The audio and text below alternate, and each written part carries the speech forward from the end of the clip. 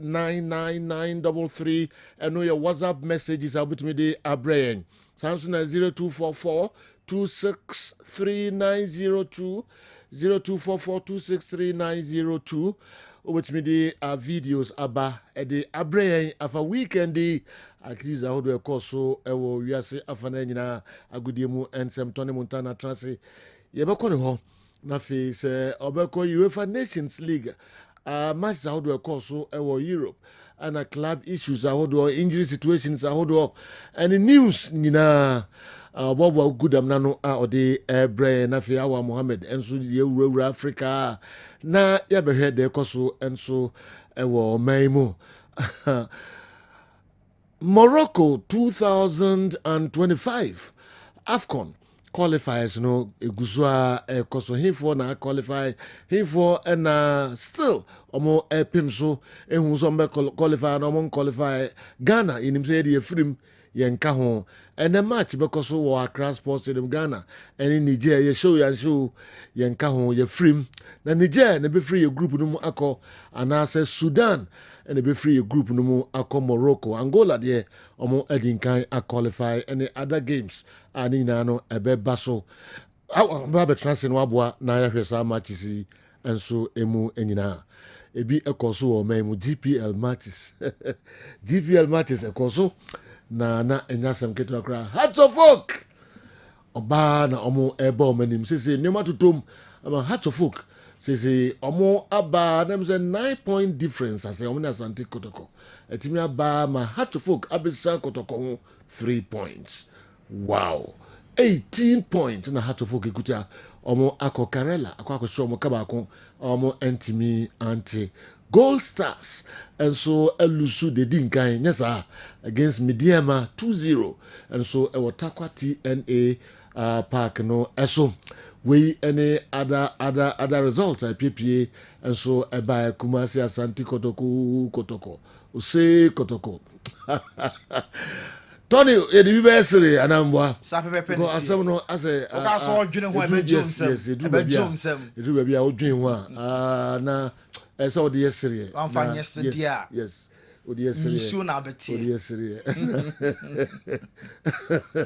Nations FC Kosi Asante Kotoko kaminu omo entimante Kotoko home wo aye Obuasi Lenkley Stadium ho na after the game Alexander Menu Regional Secretaries Council chairman I feel I'm no say on free boys no I feel some na me na was say forces be na kunti omo like be say who forces crow chairman no adaroma forces no me hu ai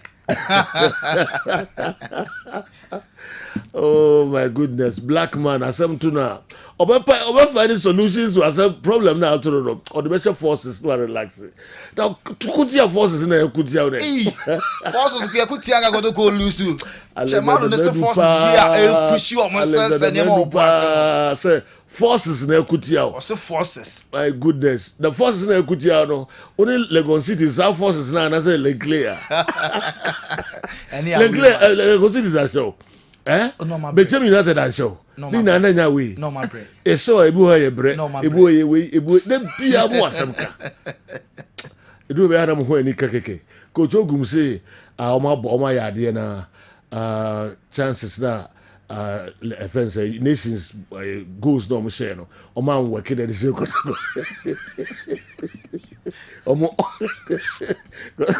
Kotoko na create chances more say na enye nations na working ko say look at this come on see that we were having the series though and I also say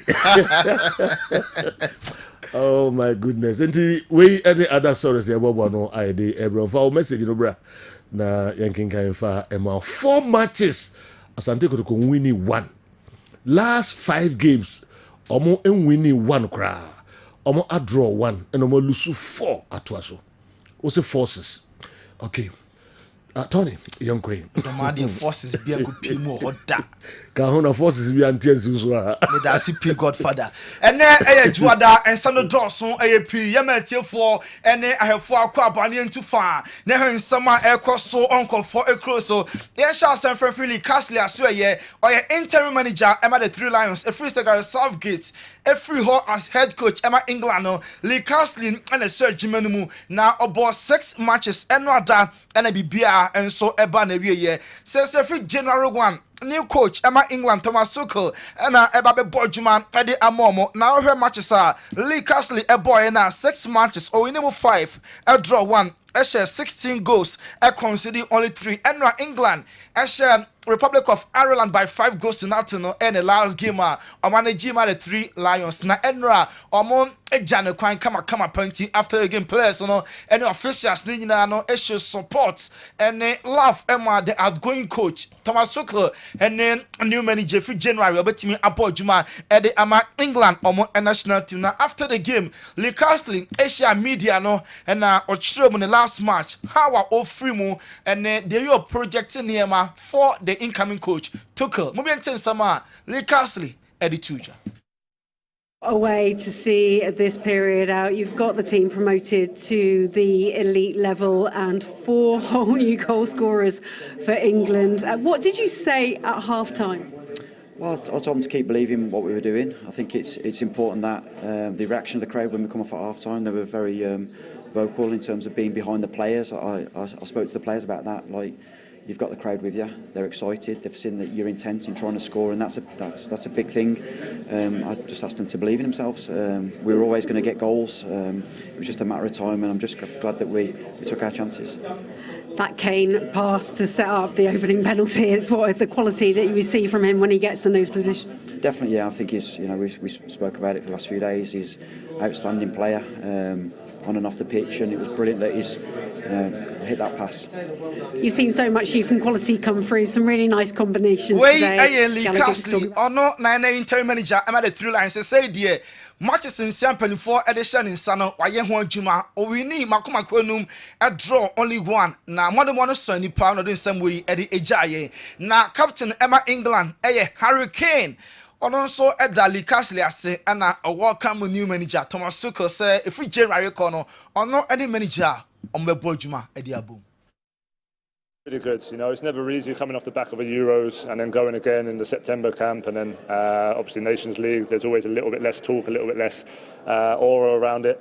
So it's important that you stay motivated. And I thought he brought a great energy. And yeah, we wanted to win tonight for him as much as ourselves. I think he's been top drawer, plus the staff behind him as well. Obviously, we'll still see him around the 21s, and I'm sure they'll be pushing Thomas to get a few more players up from there. But no, I'm really proud of the lads that we could finish the job off for him. We Hurricane Enra match number some winning Eddie Jack coach no Danase normally Janu Kwan Kama Enra and Pabi Biako so number 10 huno English under 21 team no na omo obisa Thomas Tuchel betimi select more players every U21 no because players do every draw from the national team no kwada na ne be so man no ma omo 2 games omo boy etwa to no omo etimi edin kunim matches awo draw omo etimi boy yanko Inter Milan asoye na omo director Beppe Marotta chirema empa Inter Milan any AC Milan omo be say omo every San Siro after several years South Milan clubs next year kan that famous and great stadium. Now Inter Milan omanya kwa land Rozono ene Milan outskirter omobese omokosi a new stadium and AC Milan so ato a new area San Donato omonso establish a new stadium and both Inter and AC plans say omaga sebenya stadium of their own obiabesi ni stadium na fe omatimi asia kan na San Siro no omo enso etimi every hono Federico Chiesa every Serie A animu and a Premier League na say obo ede ama Liverpool. Now, Chiesa free Juve no kwa Serie A no or a very dominant but Gini Dimpa now so about England ye who Chiesa sa now no and Inter Milan Bobo Kona GD pass January omo kwa Liverpool so omo Federico Chiesa on loan na I had there omo ensa bekanti Inter Milan call Liverpool as well as omo enya Kessben on loan and komo enso ebebepa. Galatasaray a Victor Osimhen from Napoli or Bolon Eddie Amomo na ne modemo aso nipa kwafo gidi parcel Osimhen January clubs ahodono Eddie sika Kessben kwafo no every Napoli and then Galatasaray for no H1 omo release clause buyout clause bibia nshem say January omo betimi eja player na kwan amanako na so mo de wi anemasi ko na Victor Osimhen oye happy so obo ema Galatasaray nti January de omo anya very sure say boy no enso ebefum omumu enso akọ obeka Emmanuel Petit oye French ni a wabo pen e de ama Arsenal Football Club oye winning member France 1998 World Cup winning team na Emmanuel Petit na oka ho bi na Petit say French Ligue 1 say there attention and any hobby obi ho a ope so her French Ligue 1 because omayem from so PSG the greatest mistake omaye pa and it's omujaye Emma Messi every club no koye no o se Messi nti French Ligue 1 no losing the bars and ya there media no e follow biem obi ho a obepe oye outsider so her Ligue 1 PSG omo any adwene a ye dey manage a big club like PSG because Messi onunti na attention media no all over the world na obia epeso follow French Ligue 1 no and now Messi any Ligue 1 no league no enkoye obiampo attention and so any holomo yento aso enko Barca Pedri Barca and Spain midfielder ne contract no Barca focus a omone no consider be ya obetime extend Pedri ese ampa nema said here both parties omo penalty enchakra omo beriche agreement say ono or ese ne contract e de ama Barca omo football club Real Madrid defenders ne pine prepra now would me say from 2 weeks bani nyina no yes over 100 agents and I contacted Madrid president Florentino Perez obia pese odena kwada eba defenders ne de Madrid omo backline no pina ne prepara say omo bumper just makeshift omo ema midfielders everybody defense na for omo ye changes kakra e wa chiri ho no mo Florentino Perez nso onye na adwene say sa agents omo pro 100 da obia pese de ne player ba no obetie Carlo Ancelotti ene Director Nankasa Presido eguso a omo etoto ne ma for the way forward dem Ramos there omo catch on and the agent say there is no way back Madrid Bobo Kono Ramos abesom okọ eni kwan sam man opportunity biem emo no enso etimi eba Joshua Kimmich ofrimu Germany omo share 7 omo ne boss na eboy na omo share 7 no na Joshua Kimmich efrimu o se na you know money frame no enye pra senke pra ka on last for 60 minutes until after international break no obetimi asia kan e de ama Bayern Munich omo football club no wey eso ani ejina na akokofa ni what scientific omonkra to kakra bi aba ye ba pe ye the more foreign stories eto aso manyi wa fidie no enfem free ha I the what scientific clinic onyankopon adawroma odisa yaresa bia wei abesia nom se obi biara ohaw bia da ne so bia no aye yare de onnam yenso na entimi enye de ensa ne yare ebia me no ka sei me yare na me bebuboso no ebi kura na ma ntimi amo yare so oba nyankopon se onnam yenso enam haban so enam mpaebo so ebetim atu yare na se ama ho ato ebia odie ne ye awosem na ehaw ebia oye bema no entimi sori nyina so kra ansa na bema ne be sori agina so no eye moja ene deko enti se moja entimi ndie frusa ni ye a bema no entimi nya dey because bema na ye dindindin nyina eye moja ena afele ni sa ebia me no kasa ne de odie na awu eda ho fom kodo a entimi nsori kra no yankopon na yenso ebema na ahaban so amana sori ama oso so ho ato be ne ye meto nchia wo ho ebia na oso de ne de odikobo ania na abesne ko free premature ejaculation oba ebi wo hono kra eye adwimu na wose ye de ye cycle da bia me kasa ebi wo hono ma enye dro enye bibia na ye dro oba ye no bedi nkomo na said the problem ni sitie no ya hwe ehunu problem no aha ye scientific clinic things ya yare sa no ye demonstrate wan kasa wo yare no na wahu se o kono aduro na okono no wanya hotoso se said ye tie bia no ho ye de ebeto hanum ye nheda ma waduro keke ye ma waduro wabra ye hunu problem no because amre sika ho ye de enti se o mo obi aduro na wa nim de ya aduro ni kwakoye na se okono ma aduro na se ankwa wa nipa kro no de ne ye typhoid so say enya wa wanhwe ya ohunu typhoid betimi am ye twa won so epilepsy etire wo ne ka say ebia na wonam a wotwahye ama wachinia enkwa me so bra ene me meto nchia ebia na wo de no pressure na tena so achepa ebia me no kase uda form team stroke abubu agu form anase yare na ama na obubu agu form team a untimi nsori no fremini ni hu komo wanya prostate problem odun so a enyeye anase yesi wo prostate cancer na say wo ho crowd up person check say o prostate no eye adwuma yi a oba ye betimi a check am ebia na wo de ne ye eba na wo pede a yankopon adom ye betimi adom aboa wo ebia na ma no wo de ne ye fibroid na haw me no ka say obi ho no ma the problem pa ye halitosis okasa esenti wo mu pa wo bepie ya so ya no ma ye behwe baby e free ba na yetimi ade atu ase ama wo ebia wo ko ye so cholesterol cholesterol ebia wo kidney problem wo liver problem me no ka say ye nuama no omo brebebre infections ha omo enam say ye ni proper hygienic places a ye jaya na say ye junso na say yin ntino say infections nko ade a betimi aba ama ye nso so yetimi atutu ama ho ato ebia na wo de ye bone problem nka say mu na hwo papa ebia na wo de ye ulcer ye betu ase e de ama me no ka say ebia na wo de ye hernia wo de ye diabetes odi ani ye pressure yare bia ha obia no emre ni ntie bia na mentime mu boy yare ni nyina so ni what scientific clinic ma se atonsu ba bia free ba e wo Ghana ha bia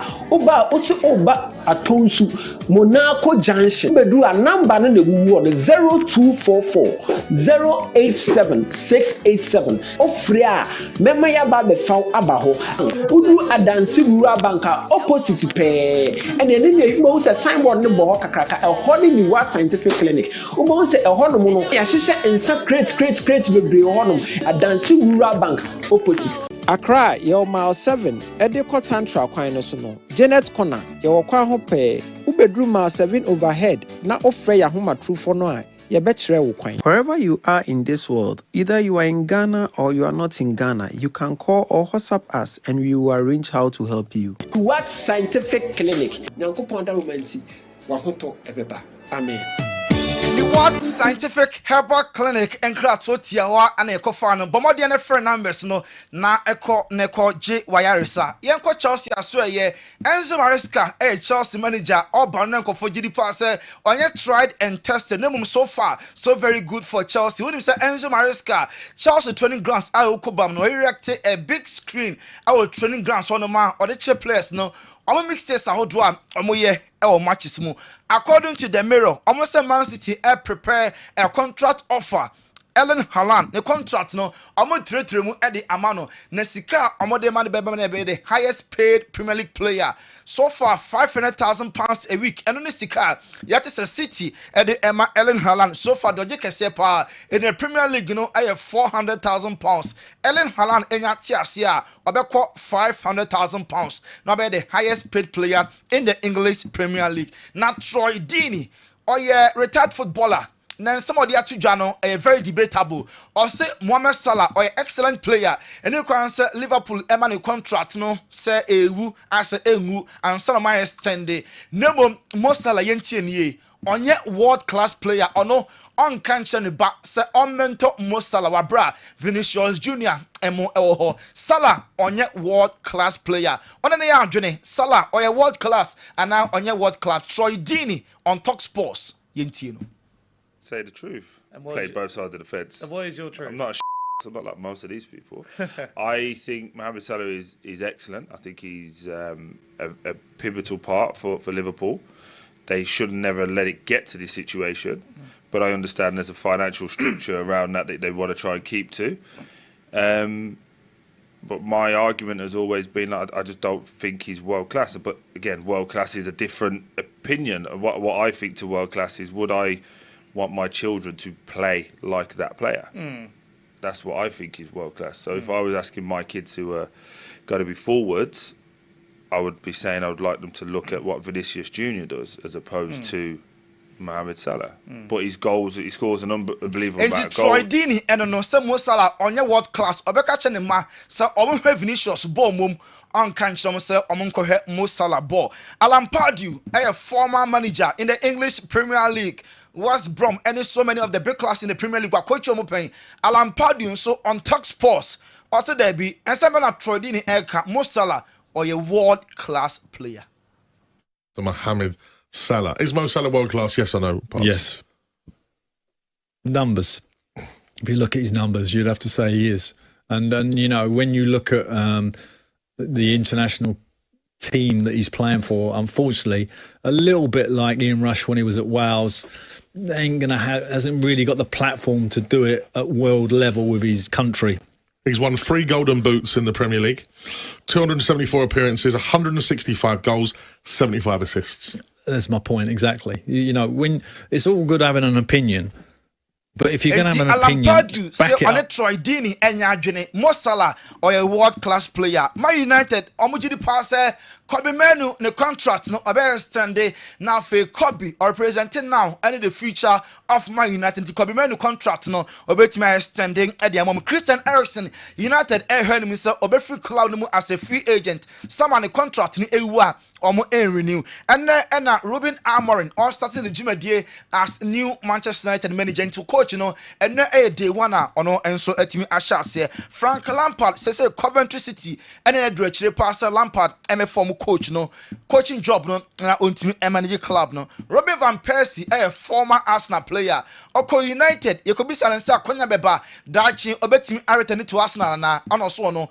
onye sure so betimi aba Arsenal bim because the moment onye free Arsenal eko Man United no onye feeling be say Arsenal for engine into much na nebom onim de dachi no enso ebetimi akire onim say Luis Ocampos a company for na Arsenal for air consider mo say Edu Gaspar Sporting Director na Jimedi no free hono Luis Ocampos ebetimi ababaye replacement Tottenham Hotspur aka Timo Werner say ni loan deal no expire sama ya omom renew BM Man United striker Joshua Zirkzee ohuso ama Juventus enyana omo enso epe Pedro a former Chelsea a player na obo in the Serie A Emma Lazio the contract no a so name Pedro according to him which say Lazio for ebe extended at the amount of Victor Gyökeres informed striker the modern mono and Tranquil and Otto Sporting Lisbon as a January he is not for to make Puna till the end of the season. Godfather Wadaroma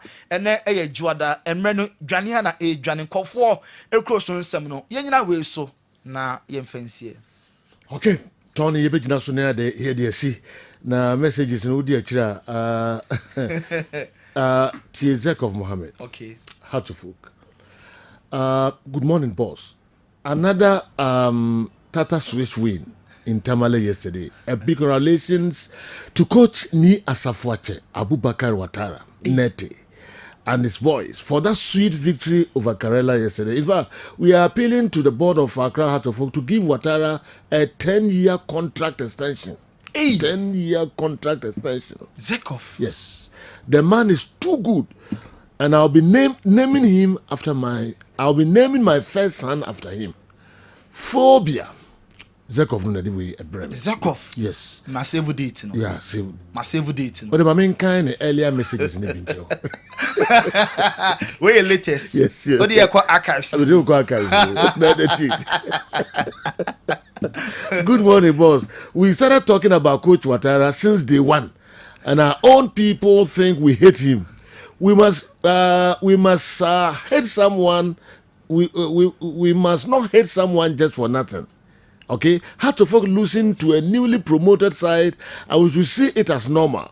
Ouattara played 17 games last season, made his own recruitment, had his own preseason, and this man is telling us to give him time. Sack him now, or we'll sack him ourselves. Zekov, no.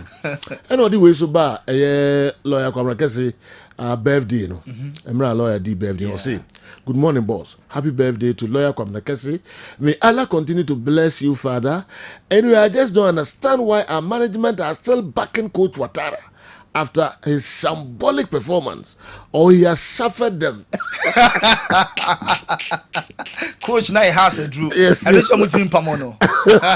Our board and management should be proactive and take the right decisions for the in the interest of the club. Sack Ouattara now, else we'll go winless in our next 5 games. Mark my words. Zekov Mohammed. Yes. ɛnɛ ɔsɔ ɔde ne ba bɛto wata hey yes sama coach 10-year contract enti Zekov then and Zekov now and I mean situation yes supporters okay supporters yeah for easy win twa bibia so o ka se bia careful o tro bibia ba se yenkan a careful yeah and I was sending video bi na ha bia ba careful only say keep records wa ha yes keep records wa ha and now Zekov Mohammed o say obawo bad na to watara wow na oya safwache na our man 10-year contract extension wow yekwaba na fi ya ba beto aso de amamo Kumasi Asante Kotoko enekra de ana afisi ma menka Kotoko asem kra wa ha na ami wo mo ati wo mo enti no omo hu de omo nye sesei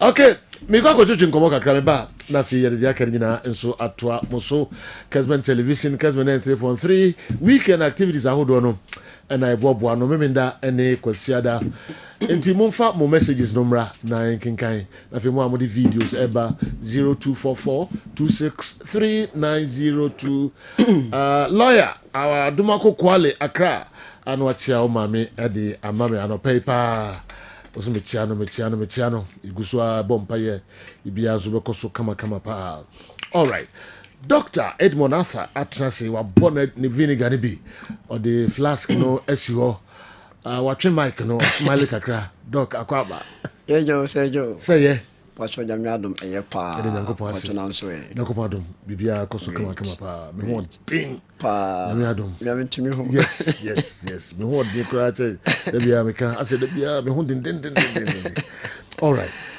ana pa dia na the brain and then Jordan opa sejo mpacho me da se pa se nyame afa so ma menya opportunity kesi on Kessben management anope enkomo a ewo ho nyina ne se meni age na wotwe mu mene some church bi program ya Masori Pentecost ana afin so company kesi bi power Accra o invite me for occupational health as part of one of the areas I mentioned. So you introduce me ten mubo ya nsi pumacho. Na hu nyama de idia me pepa Edmondo de Papa. Oh okay. Edmondo de Papa. Now o nickname no. Oh okay. The nickname I'm a physics lecturer back with the Edmondo de Papa. De Papa. Ndronto baby.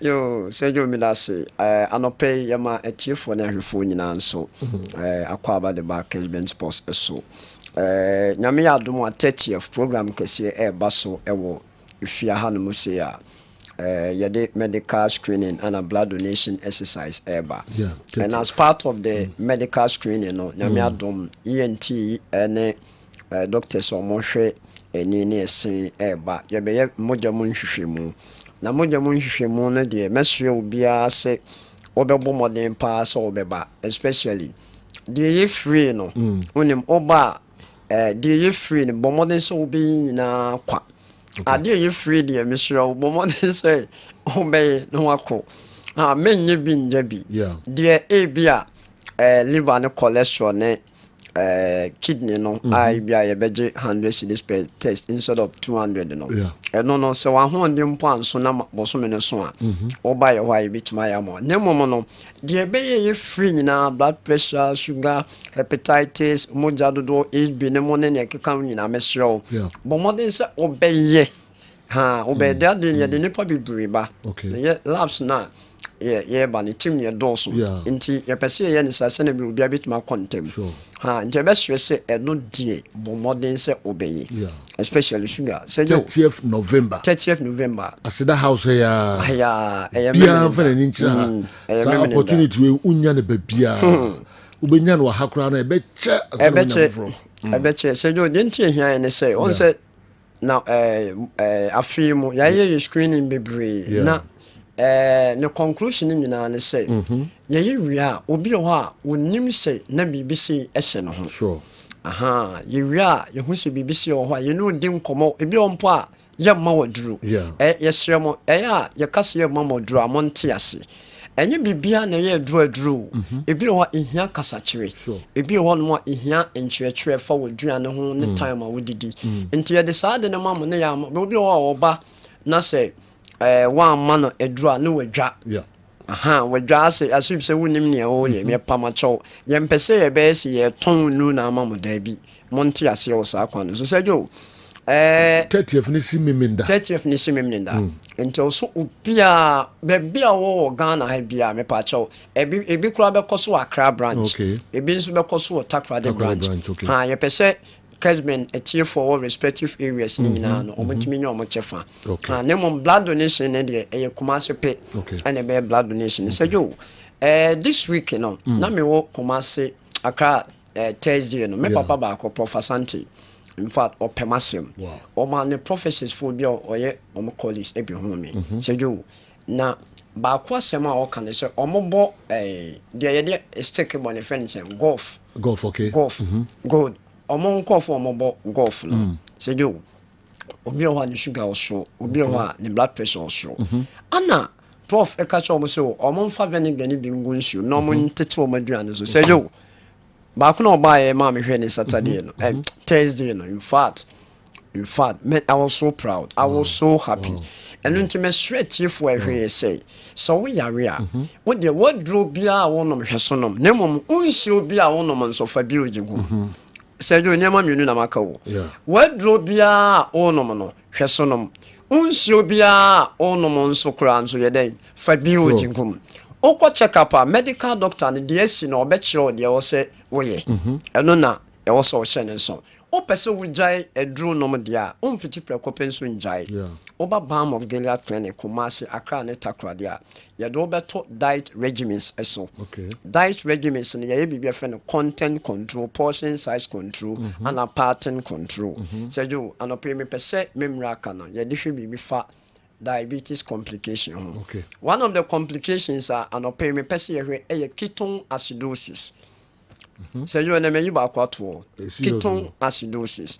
Ya kase ketone acidosis a. Ketone acidosis. Yes, ye ne pedua no. Ye main source of fuel a eye ahonden a energy a yinya no glucose. Nti anope what the cocoa, what the amon, what the bayre, what the awachi, what the Tom Brown, what the oat, esichiri engum, what the tea bread no mo, esichiri engum, brown bread and white bread and wheat bread and na esichiri pan, nnuane we din na no, carbohydrate ni break down as glucose. Medical cassava sugars ama ya hwe fructose as fruit sugars, ya hwe sucrose as table sugars, abehwe cancer polysaccharide and so starches no. Na you didn't have conipedue ni break down as glucose baby a etena mojanum. Etena mojanum a na nyame nyansem ne your organ bia your friend pancreas. Pancreas no cells e woman no beta cells no ne release ade friend no insulin. Insulin ne kia eboama temporary esichire na abetena mojanum no ebe free mu ama enkwamo ne di na wenya ahonden as Edmondo the Papa wenya ahonden as Sergio the Papa. Sure. You the Sergio the Papa can we the Papa ne wa any Edmondo Neuko. Sergio you know say into what happens is that say glucose no absorber ekotena enkwamo no enchen emo men na nyame ne huhu glucose no bi kosie ya friend glycogen into abra wonya ndidi ye no those glucose no back na reservoir no wedidi abra wonya ndidi ye no amen be ekoba say wo escape breakfast bebre wo obi a anopa unidi wo dia so ho tem bia ewia be anopa be 11 12 1 ana wodidi ba ko pe me pa chow enye sejo kwa mwako the moment sejo wonya ndidi ye na carbohydrate sources bia ni umoja ni mono there's something called fat. So fat no e break it down as bibia friend ketones. So ketones no ekoba se wonni glucose e wo umoja ni mu for cells no to utilize that and no back. E back enye it means what go through starvation and also what challenge with your insulin.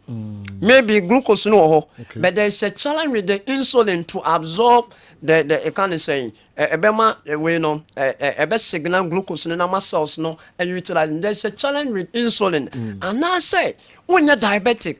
But what starving one we did back up area where escaping breakfast. A basa there is not enough kind of saying glucose. And the basa fat na a woman genuine are breaking down as ketones no and a sauce no be utilized. And to know when you be friends and ketones. No, I build it up pile up no about being ketone acidosis.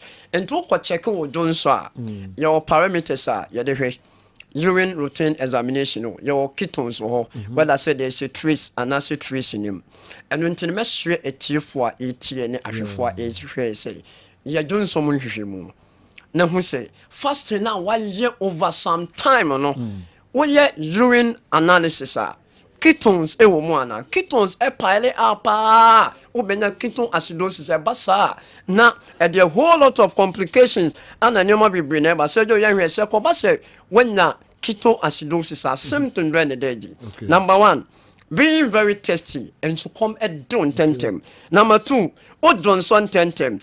Number 3, obi on one na yem ne ya ne yem timi ne ya obe check peptic ulcer obe kwa kwatwa abdominal pel obe kwatwa sound scan obe say woni ne full lightitis woni kidney stone woni gallstone bia o be na ne yem ye ne ya ana obi so ono a obre ansa na wahome obi so ono a obe say most of the time no why confused.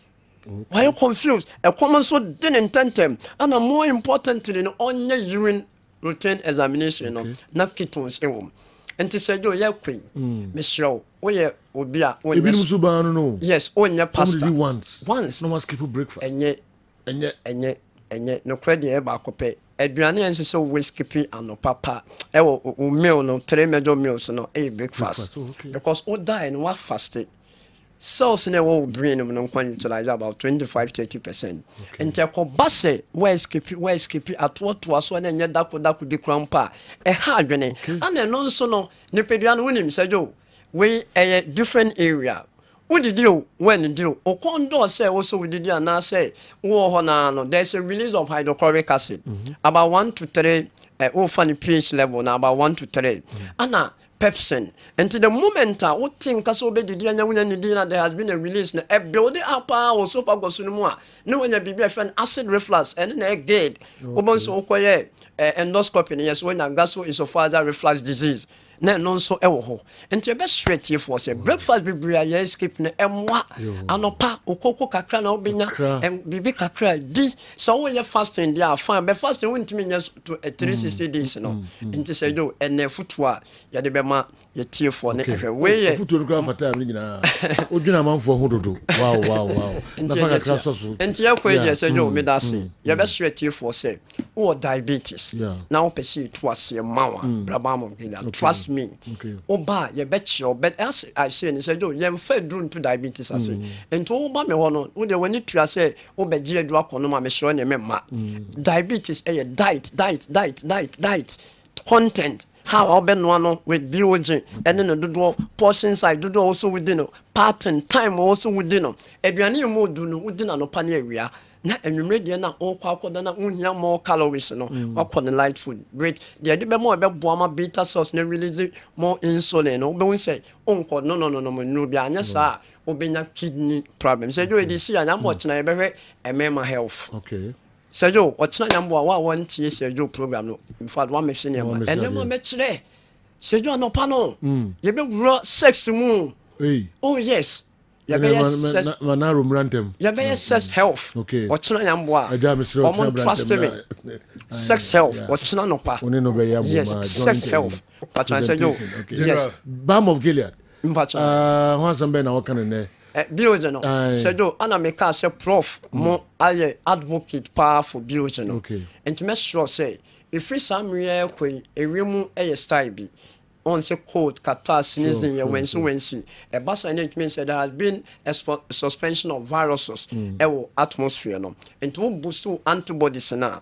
A bois abra would the anka, would the abrobe, would do watermelon, would the quadumo, now the building so wound shoma on nominal, a 45 immunoglobulins. No, a bassa, there wouldn't be a penetration of pathogens, it be a virus, it be a safe because what 45 oh yes, and so total stress so stress a build up a pile up with bria a two immune system so because there will be a release of cortisol and adrenaline no now a man near my hard and said oh be a war here tea bia if it Bogatanga with a account MC of Bogatanga one anyway the best stress moment paper mobile as the house where a crowns review I'm afraid more person to be to a mobile your premises one mobile number 0539 86 38 0539 86 38 and I said 0240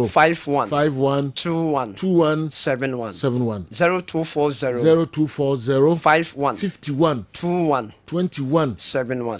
Yeah, what the cabin empty and furniture any Elida hotel and next any opposite. And a crowns your West Legon per pharmacy wa Mubisa pharmacy, Westland pharmacy na Omobetiomo and a takwa then so anaji ya to anaji choice martin so. If it would be so now so ope baby ubenya sap conclude dia babam of gala not to be with an ebusian beyond you should be unfengunshim still a promo no or record say Joe yada super yes you better super can ho brasida house ho benya bam of Gilead ni bi omo vinegar no bi ato Kwame Amuakon former PE tutor okay on the two Miss Afono last week we share Kwame Sam say do not tell me ya na many dia no pa coping bed 3 Sana Kwame ukotin fa he asemu I say me do say nyame nko na otu me fo wo de nam na otu nko fo football tinko fo enya sa ya ready na Kwame akon kan wo na ize ni na yi Kwame say akwa ize ni nyina yi zeri na ra si ni ana o na ba ko si Kwame na kwa brutal footballers but Dr. Monata so boa sasa no hen one country obi abium so anopamedi dia ko be 3 asa no didi but general papa na minim pa se wa ben but na minim so that big okay until say na no me call Bam of Gilead. I see wanga so ko ho makoho na was so surprised. I see just we share the orderliness ufia bekwa na school down enfidie ukọ hospitals akese ahase wunya bi no ni na da bi o ubi say make obeka chiro me call checkups 3 times in a year. Okay. Every 4 months I do it. Okay. Na general ya de bebre nipa yenya nyina fa because yen call checkup enti enhu ntem ensia no ntem yenimra ehun so na agensem no nurse for bi on say ni raba ne de oye nam se tobo ma me record it time I say udi any day say udi de ni kwan say udi say o te say de no can say H pylori and all that there makodi ni mfidie ni nyina mu no kuma do's and don'ts ebi wa so de den kakra but wow we say fruits ne bi acidic ebi so ye alkaline base enti no ye kire wa na abehu say ne ma sometimes time so amanfo ho papa benya bread the amount brother that's you unim de wo ye na sin nsempaka yes anope de wo ye no show no so wow edu ba bia menya nkese ye de chew yes so nkese ye de chew de wo ye na ye sermon ade ebe man nipa physical or strong and now you the free now I came there no na BOG vinegar or the be 2 minutes or yan chere na BOG no the be 2 minutes a week today number o na niam na o mu chere me no na me imagine say me nka ho asema me hwe kakra me yiye ya nra ko bisa mass wow park no so aduma me di o no training gidi bobo na I say wow da minshira wate minshira no nshira so udemba ko ba na adi nyina ba yan kire a wi anu aka do nka kire na ko eno so na utu eska da aduma na we okay na kira de ube feature me Okay. Be feature me. Me no need say Joe Nebe. Sa sex education. Me no Joe Nebe mean. Me born ti You be can be bia. Pentecost da sorry pa.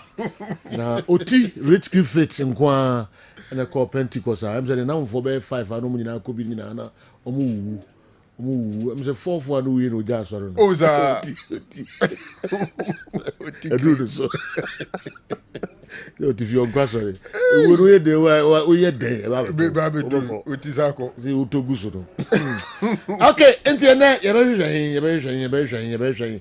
And then some do so. Now General, issues if you any dozen. First of all, Europe there, in Abanewe, international break in Abanewe, Uriah friendly Castle, about the final match, beautiful final match, 5 goals, why fair the at all. And ne Uriah friend, Ruben Amorim, the Messiah, or Statia Jumane, right, or the Necrophobe Num.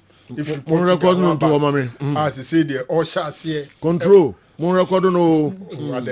So can be a can be on record. Can be a can be is on record. Okay. The Messiah is in. Yeah. Into Mr. Ruben Amorim. Okay. 39-year-old Messiah. Okay. Ababi dra obeshene adwumase. Yati. Na amanfo nya abutre. Obekire omati wake to abi ebe obeko Eastwich. Na wakoye bibi kakra wo honom. Yenka bibire honom. Real Madrid fo na akire honom no bi aprepra.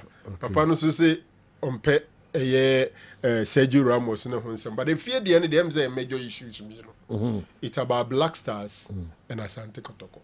Oh, sir. And probably Hearts of Oak. Yeah. The Hearts of Oak one is a positive news, and the Kotoko one, it's a worrying one. Sure. Black Stars, you know, cancer. It's cancerous. And what some kind of thing? Until buy me a show say. Sane me assure say when perspective there e be dinti ma honor. All right. Na na fi ka say yenya Kotoko asem no kan sisi na sisi no de bibie no abeka akofa riaba. Ne manager na aginsem gua na egu. Nti aka so abre yenka other issues. Na omoso ebu e was Kotoko nsem no. Trinity ya yenya chesoa ene wura nya efuyi sika so adwuma nsan. Yes. Okay. Yeah, because Meko Andy Honema here also the brain. Sex education can't wait. Kusabuto. Dear Bim no pay who Yes. Bibi awa yina.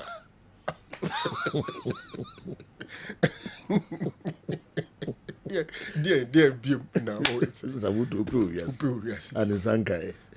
All right. Andy. I would do watching from under 12, under 13, under 15, 17, SHS. From our Cape Coast and Avenue. Cape Coast. Yeah. To Kumase. Tatika.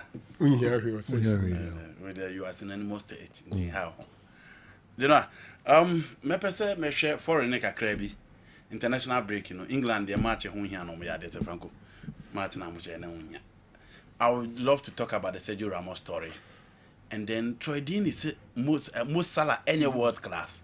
Now how many world class? Do you know? Most Salah any world class. How many Troy Dean in the how many players in Europe are more consistent than Mo Salah? You know, Mo Salah is world class. Blaster assembly ba na jaya dia no atum. Kotoko assembly dia yentimi na aka but the reality ne say circuit for no epic coach. Sorry. Circuit for no epic coach. For that one I know for sure. Circles. Yes. Asante Kotoko circles. Yes. Epic coach. Yes. Abe handle Asante Kotoko. Yes. Na the one is ohene so omfa coach mena na. No someone who coach no one team wow. Na so on team omo sack. It still doesn't stop them from the almost person omo ye. Omo pe coach. Circles. Yes. For so the coach akoma Kotoko. You know. And how would you grow? Oh. I had a call yesterday. Almost a coach mom. No, mo bisa me coach is be number. Circles. Na me say madam for no mo na me kire omo mo na for no omo to omo nyina be mfiri omo. Na circles na forces we na ekuti omo. Na mo the coach here. Me say. The problem about mo so mo so. I'm the forces be. E no so forces na ekuti omo. No matter me. unti Alexander Benuna. David, now why Alex always expect said no. What can't once you know asemba who defend the cha sa na obey. Alex there be a yinya abotre no ka. There be a koto obe match whom ya client interview no. And I have all the interviews. Na se mi na ye yinya abotre ebe yi. Eno akwa de o say circles will problem nimbi. Coach will problem not players will problem. Don't mean for problem in kwankoma. O a leader. You don't expect him to talk like an ordinary person on the street. But the minimum for sure on say Kotoko circles help a coach. I see. You know, Eddie can coach some aboard with him bam. And almost said there be fans no will not be happy with some aboard. So person means him to be any son. Fans no will not be happy with some aboard. The next point was Coach Tanko. Almost all be making arrangement no nakasa. The final one. Kusika kono. And no cry no more fino. There be wakaye pow. Ti omo pen a number and I'm a chiro omo de a number e won ho a omo enfrena enye nti I know that for sure and I've mentioned 3 coaches and omo fa izun kan we onu kra de say oni on attach yes Coach Thomas Dua Coach Thomas Dua so on attach ka to me be adwuma no brutal nti so on the interim yes on interim basis say or yema next season no madwene ho so no no and I say it depends team our coach on sacking the coach nanan ni na di circles and na machiri pe coach akoma na yes you know virtually the circles are running the kotoko now me be kan to ma you so you know circles are running kotoko now na me boa omo na run club nti so omo hu say nema bi nko yi that is not appropriate though it is not appropriate though say katima we say na board na management no one take a decision for the club. But then I hear Kotokwa. Now let's manu ya na ekobasa. Nti o ekobasa omo na be take a decision. But I'm not saying said you almost be can finally no. ABM penifobity. But these are the realities. Omo pe coach. Because you say IMC no, there's no way to masaki coach. Yes. And the ombe that. And happen kra. Because apia. So much masaki ugu. No way. You see, General, the circles now. Maybe I'm very recommended. But I want to be a coach. Yes. The NDC circles, you know, it can be picture. Say there is no well-defined structure in Kotoko. Exactly. And opinion say BCC to me no nyina kitana ye Urano. Football no nimu bebre. Enti circles na ekono. Se mfa no so mu pekwan akona na wa akoka kire ne se bia nana coach o moya. The obvious question will be na why ne beboy. Inti madwem say on part to operate. Ese se omo ye omo background check before they go. Probably is the reason they are doing that. In fact, I'm hearing this for the first time.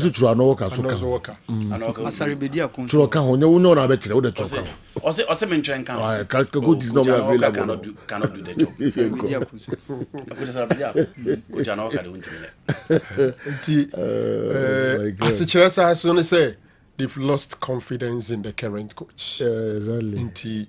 Say ombepe ekwayako hine hwa madwem say so omonso gidie say omoya hoboaboa behind. Honestly, names na everybody no. First of all, me assure say foreign coach there. Currently people will not recommend foreign coach at this time. Until maybe you talk about CK Akono, you talk about Didi Dramani, you talk about Karim Zito, Thomas Dua. Maybe for me, say scanning around, assuming you want to see the back of Oguma, maybe these 4 coaches, you may want to look around them. Didi Dramani, CK Akono, Karim Zito, and Thomas Dua. These are the guys who play around it. Thomas Dua has an advantage. Only CK will advantage. Say, omu unattached. Until omu crowd, it could even be an interim base. Somebody like Didi Dramani is working with the local Black Stars, but I think that Sekotoko Radio, maybe he would want to consider it. Sika Akono is still looking around, hoping to come back. The good thing is that most of these guys, one time or the other, any chance to serve Kotoko. Didi Aibida, Sika Aibida, Karim Zito Aibida, and such people. And it looks like they have improved over the years. and added to their experience and their Secretary Epiku Chama Kotoko. Very interesting. Young Kosu. Your boss was an edge, your boss was me and for your time in Uncle. Other issues why I said you any discuss it. We flew a heroes and a hat of hook. As you see, almost 3 games in a row. 3 games. They've done really well. I'm goalkeeper now caught 7 games clean sheet. Wow. 7 games. Yes. Watch why some of first cast has to go for keeper no. I'm gonna rely on him. Okay. It has a idea for 3 games. Maybe any go starts with some first game. Yeah. But you know, nations yin can nations. Sure. This season on my idea in away games. But venue wouldn't say difficult no my team akwa results. On my idea, you know, these are probably and then Blaster call up and say mama local players no more. Yeah. Be about account and game against Niger. Or still Mondays cousin Niger game no. Oh yeah, we discuss. No to had to say jogging club ne Matthias Sama. Opekro ne Capello. Ene Carlo Ancelotti ni Giovanni Trapattoni nko yedwuma ye Ghana from fire no. Ye yemfa de ono ne be yedwuma ho. Opa wonka Ferguson ne Pep no mfa Carlo na Europeans nkan. We are not interested. What we are interested in Blasters and the performance of Unka sem na okay no. Ana also osisen. Osi. That's some no can say. Osi Otuado sisen. Because either who can quote and who can opinion. Because I didn't get it well. On the kind. Utuado say. One quote na she ho but Otuado can na same thing. Sapelo no kan one can say. No. On one can. So you know let me get the quote. Osi oni jogging club ayejuma Matthias Sama oni Edin Terzic ayejuma nti Ghana for kasa e fa no ho even though result na bad. Yeah. But or party say we mu na wa form months. Worked with top guys. Okay. That's a quotation. Every and son opinion because okay Otuado say no. The okay na ya koye say yeah. No pretty much na kasa. I overheard him. In what capacity did he work with them? Very important. And what is he delivering on the pitch? Very important. Gary Neville, Crowley's Ferguson, I think Gary Neville. David knew Christian team was good enough to coach the Premier League team. A Premier League. On a bahano, ya kasa wasa. He played against Georgian Klopp. You say you worked with. Yes. The only year you only boy.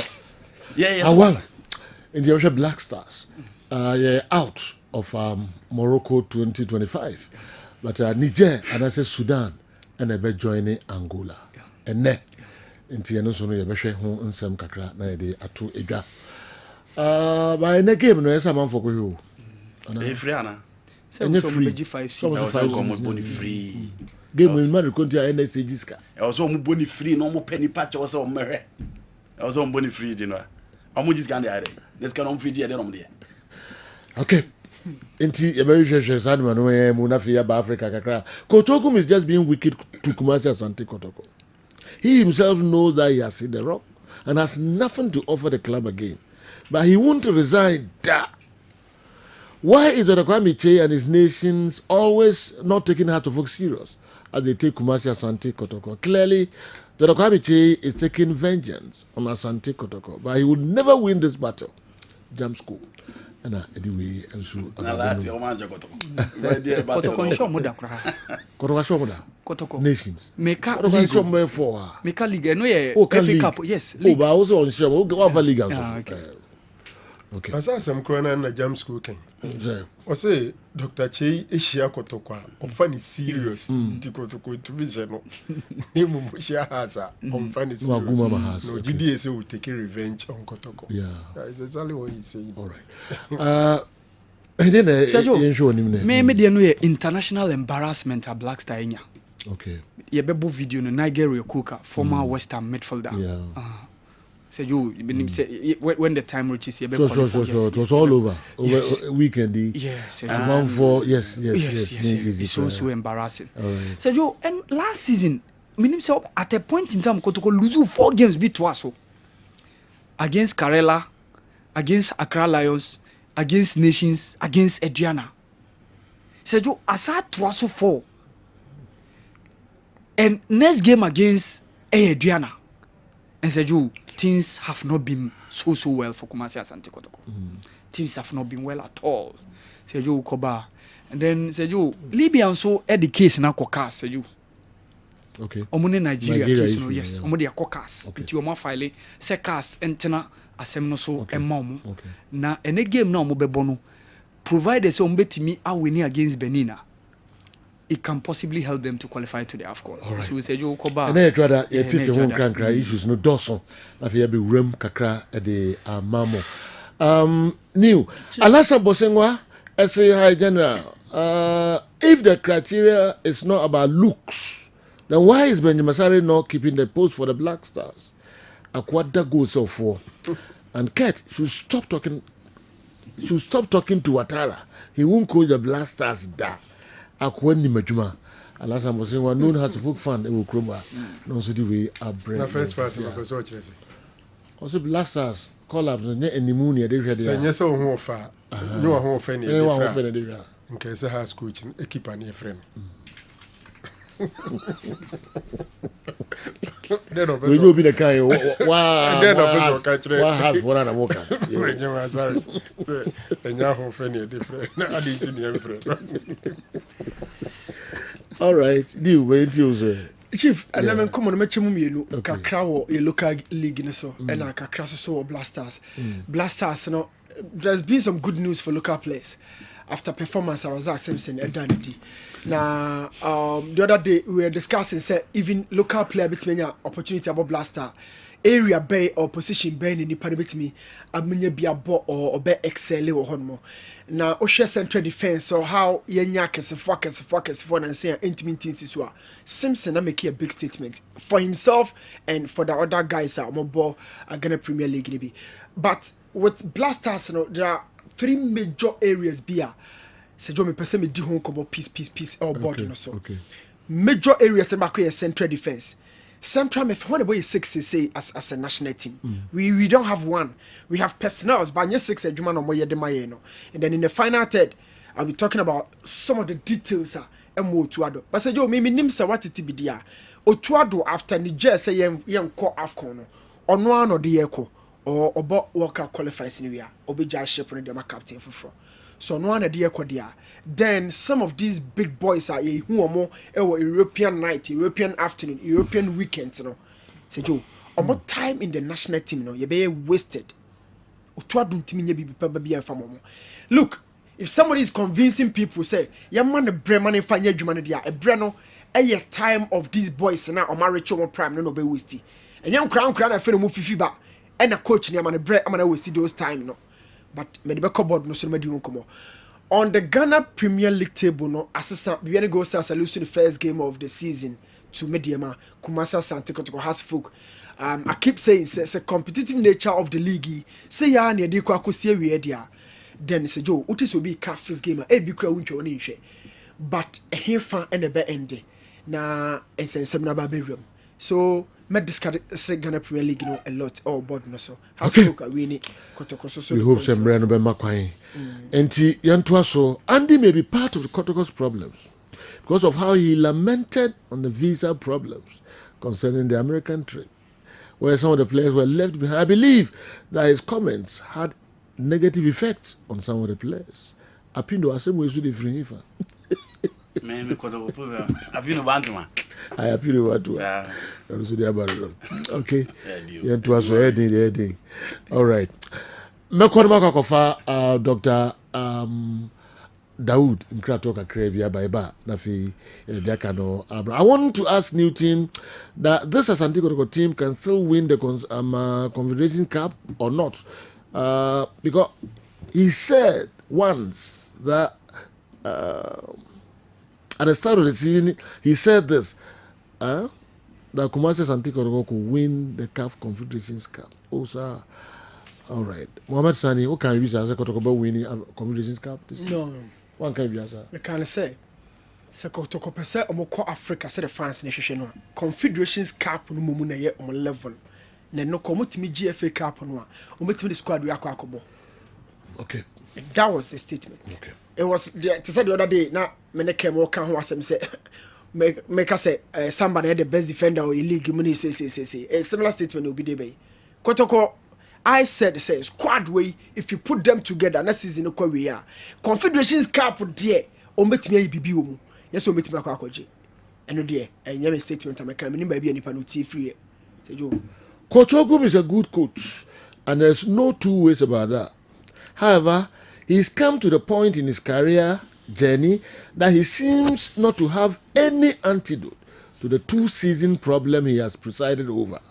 Staying a moment further isn't going to make any difference, but to jeopardize his own career fortunes and worsen Asante Kotoko's predicament. Nana Pinkra, being the captain, should kindly cast the lot, and the God of Jonah will surely find a bed in the belly of the whale for the former. Okay, so please, with the kind of posture they seem to assume, okay, even after landing us in such a mess, Mr. Keto Kriku and Coach Otuado have despicably insulted the intelligence of Ghanaians. Julian Caesar. And as soon as we Abraham. Dr. Dawood Nkrato Kakra.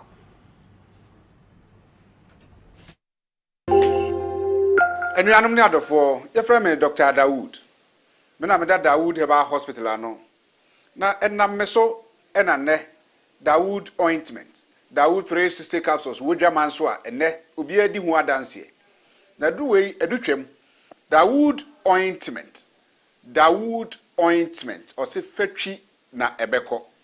Ofa Dawood 360 capsules or cc na ade wom. Na duro mienu we adwuma bom. Obi a osisi ye oyapa. De obeye ne say wo de Dawood ointment no etwitwi osisi na anopa ene anwumre a. Nansa bia no na wo de bia bo asawa obetimi de atua. Udware wi a fa Dawood ointment. Wo de te ne fa sra. Ta bre kro na no na wo nom Dawood 360 capsules no anopa ene anwumre. Na danse na ba amane wo de enko na enko ti adanse ni bi. Dawood ointment edrowe me straighten and welding the toda me po djuma na me honam nyina me hu bibi enyi ba se minya sa Dawood ointment we na me twitwi a na no pa so binya Dawood 360 na me no mo a eze kwa re me ye adwuma kra se kane no te drowe de edima se mama na be di so asema mama electrician na ye adwuma ekofia yentimi na Dawood ointment so ye adwuma na obra okodru fia fa twitwi ade be che no na ho aye den Dawood ointment fa twi keke na ebeko lua me use mama hode pa ma metimi bo adwuma bibia e kama e ma me ye Dawood 360 capsules and Dawood ointment o memre we no na do we no so twitwi wa aposo e be ma ya oni nyina afiri o ma de che otimi be bo adwuma Dawood ointment fa twi na ebeko da bia amfo company da wo ka musa akospeda me secret na nu ani e bugdo na ani Dawood ointment ene papa me sori anopa me di twitwi me sisi achi me babia he me ntebre secret ni nie ti so person what say me a we use Dawood ointment that's the secret of my taxi driving me a transmission gearbox specialist ejuma me ye en kan na me pega ade a na me nsakura antimi pega na ase me ma ade so na lock me sisi say if say me share Dawood 360 capsules and the Dawood ointment abo me bebre the dry na so amente ya mente bla bia obia mo modern so betimi ape Dawood ointment and the Dawood 360 capsules enya bi ato odofo se wate bi adro ya me ka ho asem no eno ho adanse ene wono madi no ko pharmacy e ben wo herbal shop e ben wo ne koto Dawood ointment Dawood 360 capsules na se de enkrofo di ho adanse no wo so be di ho adanse wo pesa wo frɛ ya eno na wo screen ase no 0244 886437 na 020 168 1717 baby a yeton aduro wo man Ghana mu bia no o de wura house o pe Dawood ointment any Dawood 360 capsules.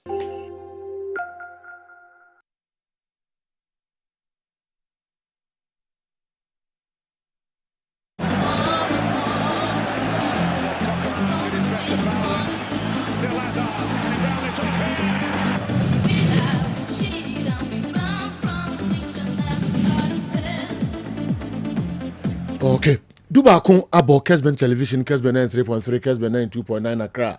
Eba na fiye be bibi nsem no mu enso kakra de amamo eye weekend activities e course so agudi mu nsem no wiase afanan ɛne ɔman yi mu adwafoɔ nso atete ho nkrankra yɛnwuram andika wɔ ha Newton Latin Maria Jata wɔ ha Awal Mohammed Atrase sanso na sɛ Franco Naro nso ɛwɔ ha andi me hwɛ ase firi hɔ nkrankra.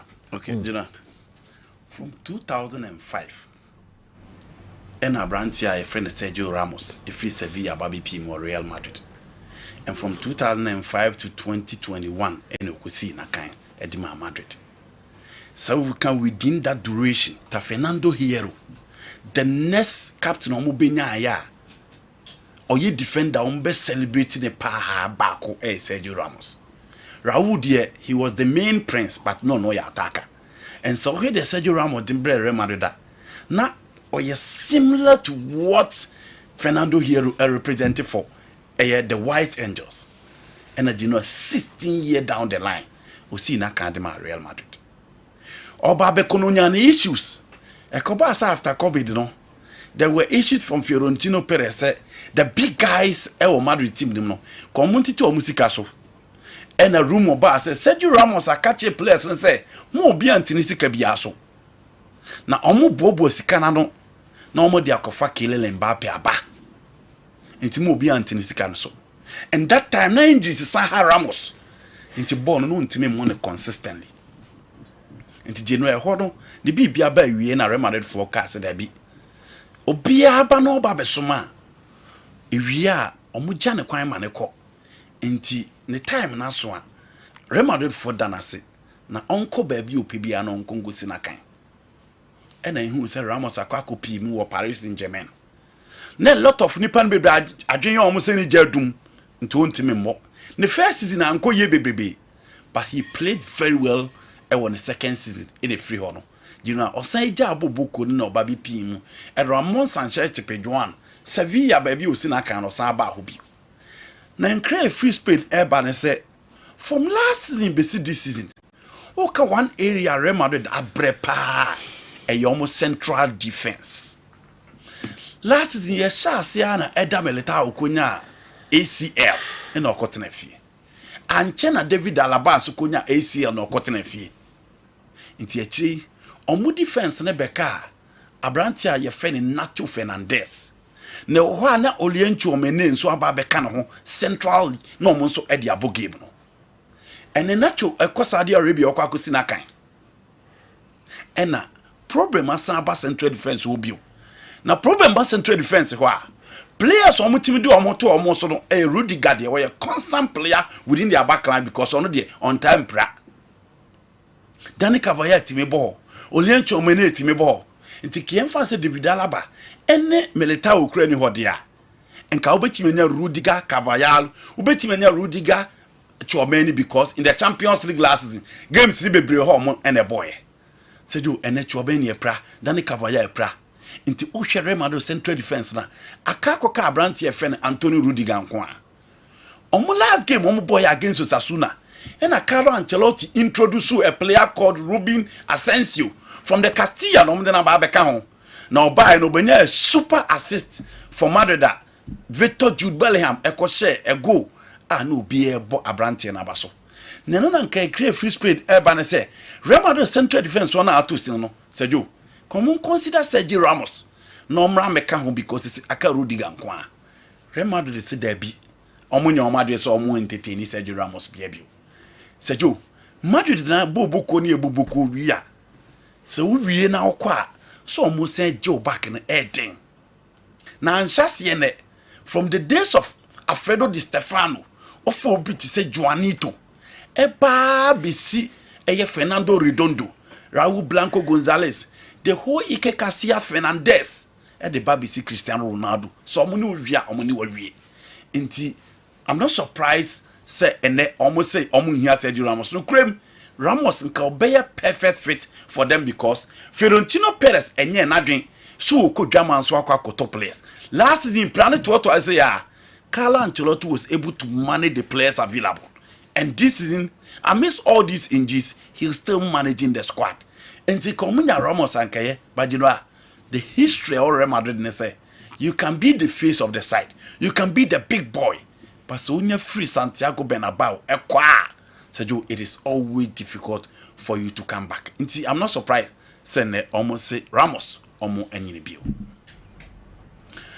Now you know ketua bi on Troidini asema o kafa Mo Salah ho. Sajo Mo Salah mi ho ade bi wa onye ena amobi akasa or a world class player. He has performed in a world class platform. So for Mo Salah, you know, he is one of the most consistent players in the EPL. Now, even last season, Sejo, Anko Yafam, he has 17 goals in the EPL. Now, Kobina said 17 goals and in the best season. But because of the standard that Mo Salah set to the man, which is 17 on your share. This is a player who has won multiple top scorer in the EPL. Sejo Dianone, he has won the Premier League, he has won the EFL, he has played in the Champions League final, and he has won the Champions League as well. Into Diana Mo Salah. Who are the competitors of Mo Salah in the Premier League now? Riyad Mahrez ko, Sadio Mane ko, Roberto Firmino ko, Kevin De Bruyne and Ingis had game no. You know, Ellen Holland nkoa and the yin who on the Salah pre Hurricane is na kan ewo Allianz Arena. Only competitor per his quality. And then the consistency now was show in Europe and was show in the APL. So you sell a free Premier League game. Now the next bontia. Even players you born within baby in general. Salah has performed consistently than all those players. Intiminim the Bema Troidini Akase. Mo Salah is not a world class. He's a world class player. And you know, Salah when he is fit now or former, he will start for most of the teams in the world. Into what again? And Mo Salah and all the others or a world class player. Okay. Yemrefi na fi yemrede ekoso enso ewo fie. I'm very sure all your pundits will change their top 4 now. And exclude Kumasi, Asante, Kotoko. They can never be part of the top 4 in the current Ghana Premier League. Okay. Also for the Kwankwana, what do we if it's a Jedumasi and a Abrayen. Good morning, sir. Trust you and your amazing team are doing good. I've always been a supporter of Coach Ogum, but I'm pleading with Nana to take immediate action and relieve Ogum of his duties. Reasons: 1, poor performance results, lack of tactical strategy, inability to motivate players, unacceptable team dynamics. Coach Ogum isn't a bad coach, but at this time, his continuous stay at Asante Kotoko will harm the team's progress. We plead with Nana to promptly get us a seasoned replacement to restore Kotoko's glory. Kotoko deserves better. Sack Ogum now. Dr. Ajimandia, Esodiode Abba Enonom. Andy Kem. Yemra local. And I also was a foreign kakra. Oh, Yemra.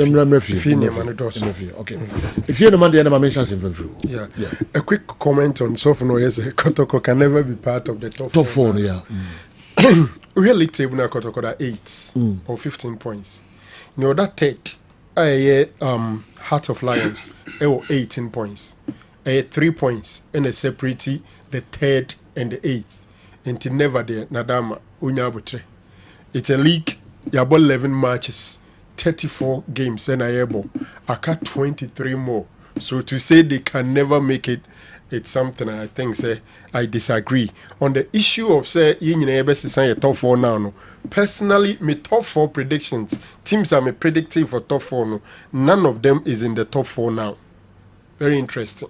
Okay. I went for Midiema, Samates, Kotoko, and Brekum Chelsea. All of them are outside the top 4. But it's early days yet. General, if you I'm seeing free Black Stars. Unfortunately, Saturday meant to me into my comments from the Angola game to a game no. Send any boy a final game. Yeah. Then be there DPF say we have not qualified and we couldn't qualify. General, over the weekend, monitor the international media. Now TN 7 Crawford Kafa Ghana ho a catch real senior bonten so for on my Ghana any football. Nenso so ya the taria na why. enye nwanwa say ene players omubobo omunwe ekura no omude omani hwe Ghana say omubo establish academy omugidi say talent de nyame e de adom ye ene West Ham striker Mikel Antonio was in Ghana. I don't know if he's gone back. We had Germans and the likes all trying to tap talent from here. And then Spain, Barcelona near the FIM players at the core. Near Catchero, we are seeing Jitum say, a bar or bar de Adomache de a friend football now, or the bidomye. Nanso so, a near manfa.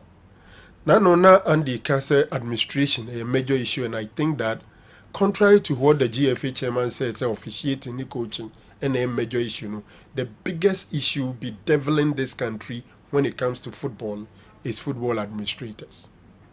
Generally, a common knowledge, now a simple, say, the Black Stars is the highest level of our football.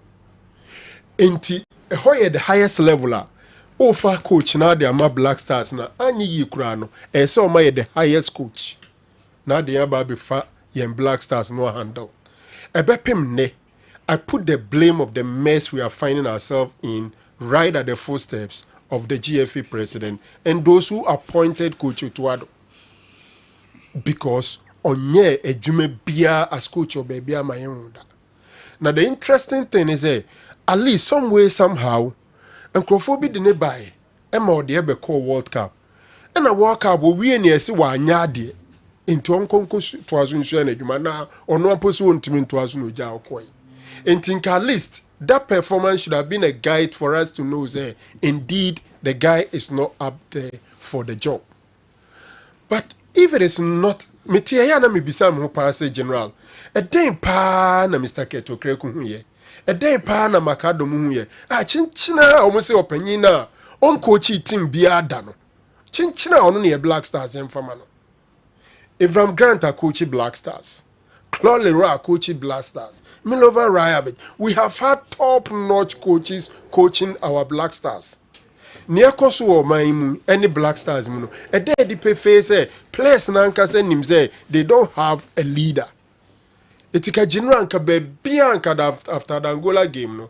Either Otuado resigns or somebody sack him. But the man yakukudura sa betna press conference so. Seriously, it's so sad. Na situation a Ghana no general. So my here a beba sahaba bedru baby. Emra of football muni send see football na best sa titru e wo memwa. Because yes, Ghana football situation here ankran bia o matiti football club and o ma fa o mo aka o mo abum say Ghana football association. And o mo akoto o ma ba yi o muti training. Na no crazy o muni say so o mu yi o muni pani wi a Sani pakuna na ohwe oman no ye national teams nyina so. Ye kasa bebrebe nyina no. Seketo kraku betna ontna Ghana for ye ni say apart from football for no. The moment they elect the FA president, Ghanaians are obliged to kowtow to the whims and caprices of that individual they call FA president. And my yanhwe bedru baby no. Yes, a young crankre and our football association, but Mutiano and the general, Obian to mean San Cotico Fufro, near Confrene Ghana Soccer Association, no Kodom CAF, and Kodom FIFA. So that body, no, we are major stakeholders. And they would have to respect the people of Ghana and also understand, say, a sense say a funny pakrona, and yet on and yet league in Kwan or no, all the national team, and taxpayers' money, no, we should have a big say as to how things go in over there. A baby HM, you advocate for public interest committee, and tentam. But near Ketokrekunen in Crawford, general, I think, say, a baby do Black Stars coach, yeah, my GFF won't ye. Ayo my Ghana, yenny a dear sika betuanaka, or my Ghana, yenny a bit me unity, yenny a befano. Until time will come, we will take over the responsibility of appointing national team coaches, not only the Black Stars. We near him. We Ghanaians, led by the government of the day and the minister. You see, Ket has been lucky to have gotten, do I call it a naive sports minister? Sports minister says sports will nim hoshe in yakofane than about better now. Because clearly, Semina Mayor sports minister, near Otuado de Bema in the first term, no, can Boba struggle to convince me to give him that appointment again after a year Chris Hutton, a failure, no, and tell me, say, Ghana for him, he can Tianaka. Guy need to bench up, he doesn't see anything. Onye bi baby ama yehuda. You see, ono what is saying Otuado ansa no be free player no. I just were player no ehun the player na ye o park so pen ansa no afre no. Enti ye kohwe no hene as a head coach wo hen. Ene ye kofa no se mfa adwuma no ma no. Na enye bu asebin predia se yemu Ghana fo. Ena anyem bia ya dwen se ono ne ye de ni si wa ne ye pe.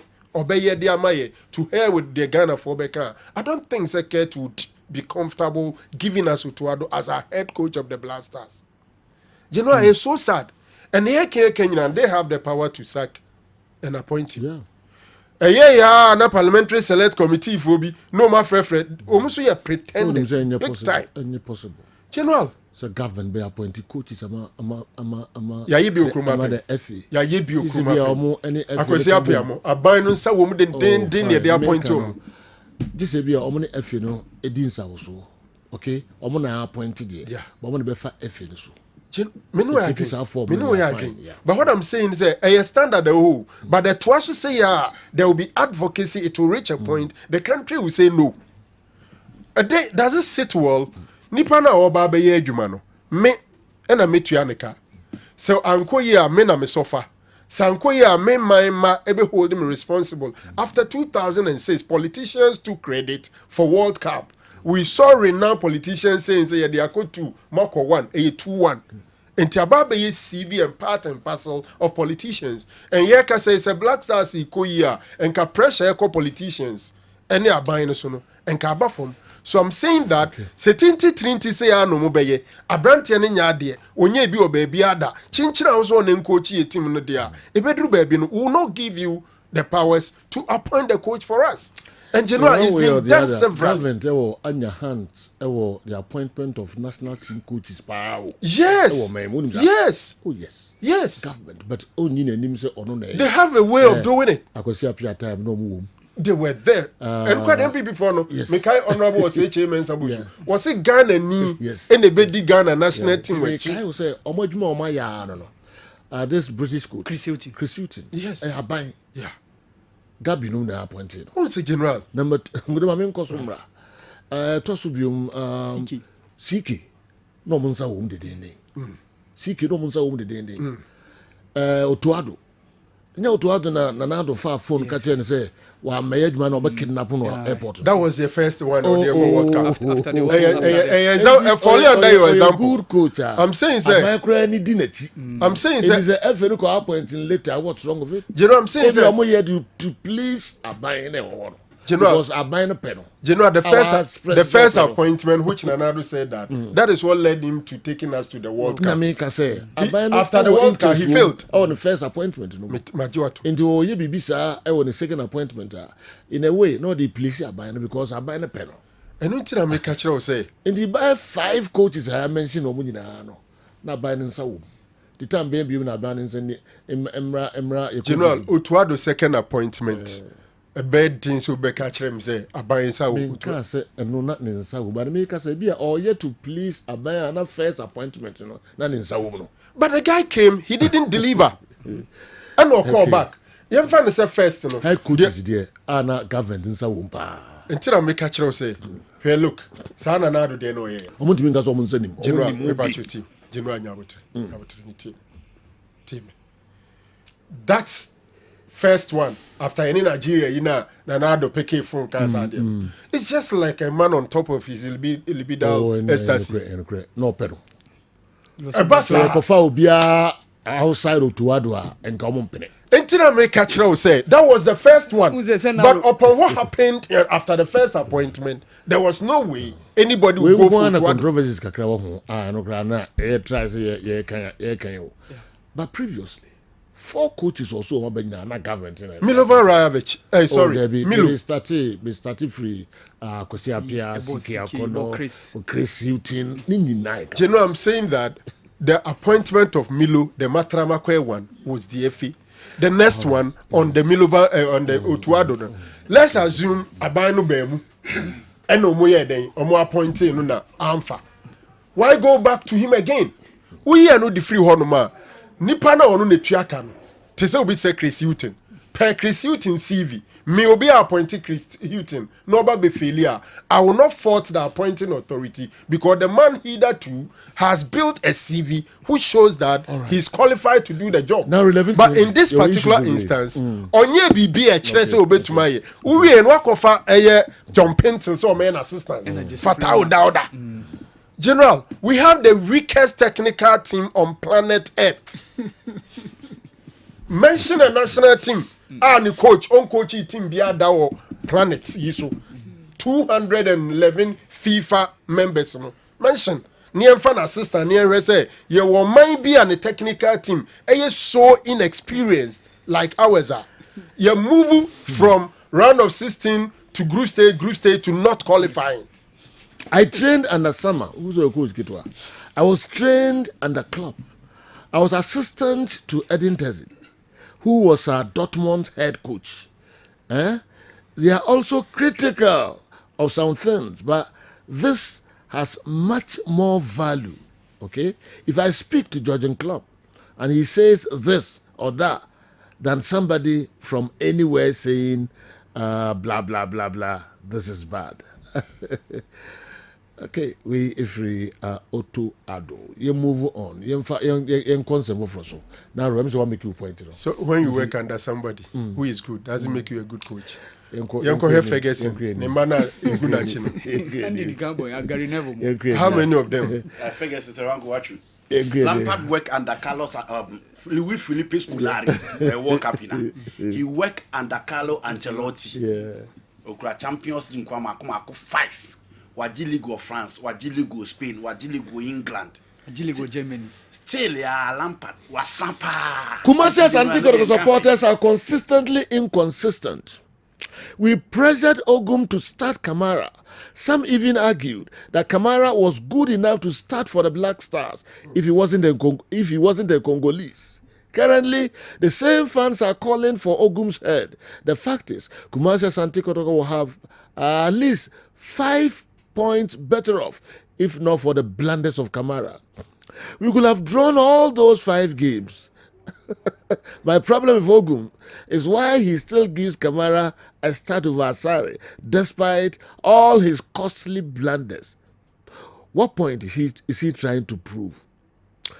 Okay, NTK Ejoso and Enso Ediwe Abreyen. In all this, where is the goalkeeper's trainer? Other issues. Why? Me say in all this, where is the goalkeeper's trainer? Yeah. Mr. Najao. The goalkeepers, no. I'm forming DP. Okay. Kotoko, I'm physical trainer. Amobi. Kotoko. Oh. Unima amenka mpacho. Sure. Unima onye sure amenka. Ndiana ya uzo mobi. Oh, so crop ya there over technically or there no malaki. Una meka sa onye sure amenka. Because minimum of physical trainer. Dino na beat meeting my dino. Minimum physical trainer. Minimum say almost 2 goalkeepers are trainers. Almost 2 goalkeepers, 2. And 3 assistants to Ogum. Inti Ogum go of 5 assistants. Minti physical trainer din. Minimum nyina din. But minimum obi nkan kire me. Minimum obi nkyere me say kotoko physical trainer. Anyway and assume say na obi nti. Obi educated me obi nkyere me. All right, me dina so akọ fa masa ye ne brainers so you say oh Andy Sir Joe Devira no ye ne brainers so you weird. Say woni man ko nti amesere o message na what the form to me I don't know. O start say about 5 minutes. O message na ready nti na amesere. Yeah. Say ko the supporters here mfa Kamara da. Na de Kamara da. Any o mu say ogum nya adwuma na nkoy. You know. Bakusuni, as we express our frustration with Coach Ogum and the players for their recent poor performances, some supporters should take a moment to reflect on their own actions. During our winning streak, many were quick to criticize the team, with some even going as far as alleging that Ogum kept playing Asare because of a supposed familiar relationship. Asare was benched and the rest is history with childish blunders. Will they ask for Asare to be played now instead of rallying behind the team, they created unnecessary pressure with baseless agendas. Football is a scientific sport where psychology plays a crucial role. What I observed yesterday was a team that is low on morale and in dire need of a psychological support to bounce back.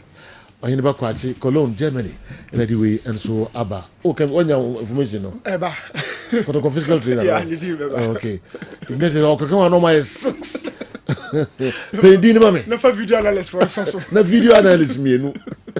Oh my God. All right. Eben, Marimra way na Currency Ventures. Then I'm the brain and a person here. Boko pa de general. You didn't go past boss somewhere. No ya pa. Okay. My into Sergio Medase ewo akonya ode amami na mede enche pace so free asoye e ma ahwefo ene atiefo nyina sede daada ye baha Monday ebe kai wo mo ye nupa e wodwa so a ye frɛ no Zahara Mr. Zahara G capsules Zahara Man capsules ene hindi haba Mr. no ena no pay e ho nkomo ene ho adande se ene de beso mo nodofo nya bere na tie me nodofo ye de ye dura ye frɛ no Zahara Mr. ene Zahara G capsules and edi kind. Say draw way ye dra oba any bema and enom. Sa uye bema pa na woho. Na obema no esotia na etie. Obema no fon e form. Obema no ensansan abegu bema ho. Bema bi woho impempi no. Bon say or Johnson na obre na or chim ansa na Johnson no etimaba. Uye bema no wura tokrobo ni mu no wate inamu yare na ha wadwena bema misi uni problem Zahara Mr. ene Zahara G capsules abasa ebeboaw sa uyo basi maso na wo ho na sabi wafa infection pa na wo a nsuo egugu kakra a sabi pampan ewom wo a ensansan na tiegu ahimfi ho oba waduro a ebeboaw ene Zahara Mr. ene Zahara G capsules sa uyo baso na wo ho na uko fitikom unya omensese no na dakrupe na atwa omensese no emakora oba sa wo ho net sa adura midi ho danse akamfo ede ama sa beboawo ene Zahara Mr. ene Zahara G capsules odofo bi wo ho a impempi no odwaleria na yesedi bibi enenam ne ho no na yesedi ne ho ekeka ne nketenkete odofo utisa adura midi ho danse akamfo de ama sa beboawo ene Zahara Mr. ene Zahara G capsules ya dro way ayadro won so adofo nubura ahodo ane yakeka bom ane de aye so adofo wo ho na wo weak immune system won ko ade bia waye no fon wo pomden no e wo foma nkasa me se yale bia ba ene udinkra adofo bi wo ha ono nko onya infections a adura obia fa yare no kwa emabiem no ubonso ono nko ekọ na eba ono nko wada sesa kakra bia ubonso cold kata e wan ketenkete na e hanadwen adofo utisa adura made ho danse akamfo ade ama se ebe boost immune system no ama onkwamwa no anya hoden ene Zahara Mr. ene Zahara G capsules odofo se wo ho so na osa pa eso hawadwena odofo ko ba bia to oduro bia drugstore pharmacy shop herbal shop wo se ope Zahara Mr. ene Zahara G capsules odofo yabako yadura ye frɛ no hindi herbal Mr. na se aduro we ayebdura ebo odofo bia etridi mmowa no ene na betena odofo bi wo ho a malaria fever hanadwen amana numa to na num nyina aya nyonyono na aposo nyina aya ne ya odofo utisa uni problem hindi herbal Mr. eno ni adura ebeboa odofo o typhoid fever na aya kranko etewo so no wa wabere no odofo mesi hindi herbal Mr. eno ni adura ebeboa odofo o sugar level na etetewo no odofo odiefa hindi herbal Mr. eye waduro eno ni adura ebeboa odofo bi wo ha oya dwumaden ogina ententen eche oya adwuma ogya ho odofo mesi hindi herbal Mr. adanse pa eba fa sa aduro hu odofo de so bihwe na wo su benya wadanse odofo odia ne se obekọ ba bia to waduro bia odofo yebekọ ye adura ye frɛ no Zahara Man capsules sa aduro we eye adura abasa ebe boa bema bia de ntina Zahara man capsules edemu nsoronko de bia meka enye memedro na onoma na o body temperature ekoso no enye memedro na onoma no wakoma ebo kinkim no sa dro eye adura eye natural herbs ti sa oye bema na wo ho na wo weak erection bema Zahara man capsules ana beboa bema bi so ho a na nkomwa no ayemre bema fa Zahara man capsules eye wadro enu ni adura ebeboa aboost to sperm count no bema sa wo ho na sisi yalie pa so no wabetena sisi yalie age wo boso a bema odi akodra store bia pharmacy shop bia herbal shop bia wo se ope Zahara man capsules odofo je number C ebia na nkomo bi wo ho ana se wante bibia se odi afre yensisi a ne beje wo so 0246 0246 34 83 34 0246 34 83 34 0248 56 93 35 0248 56 93 35 adofo se de bia meka no me se bambo atrema eye chen ayaresa boketema to adofo mentwe ma yare no endo so ansa no wapeka rinstic nupa ye de abegya so a ye fre no Zahara mixture ene Zahara G capsules a ye de mixture no ene nom capsules na ebo aboost immune system no asa to infection bi ase ene Zahara man capsules a ebo be ma bia ye twetwe no ebo ne nsamra ne se wa minute be ma ene hindi heba mixture ebo odophobia malaria fever ene typhoid fever edi ninya odofo ye nupei Ghana ha ba bia ton odrobia ya to apete ho to tobi na to do na ba ya dance me da se jo yes we be dance pa Eben Charistic Ventures enupa no hu dewro na Eben bebo e mom friend numbers no na money omo eni enkomo Charistic ni nro no eye papa. Good morning to you and your wonderful crew. We are talking about coaching, but we are not even talking about the basic necessities of soccer in the country. We don't have just one stadium that passes any international criterion. The almighty Baba Yara Stadium is not even fit for a gutter-to-gutter matches. Yes, sure. Without such basic amenities, how do we progress? The least we can do is to go back to our bases and start from scratch. If we genuinely set our heart of hearts to the task of reviving our soccer, we can do so by first setting out with the right standard infrastructure and then good structures in soccer administration. We can scout some coaches with the potential of becoming good club and country coaches. For players, we have them in abundance in the SHS. We can revisit the days of academicals, catch them young, train them with good incentives. Our clubs should sign players on at least 5-year contracts. A player may not leave Europe, to Europe until they have played at least 3 years on the contract. This will make our local league more competitive and interesting. Maybe, just maybe, we'll be ready in 5 years to compete better in Africa and the world at large. Wow. Nana Poku Ajiman, Domiabra, near Angomaso. All right. Nana Yadasipa. Awal Muhammad. Sergio. Bremo enafi yemeshe nra matches na course wo Ghana no any club issues kakra e wo mem. Sergio.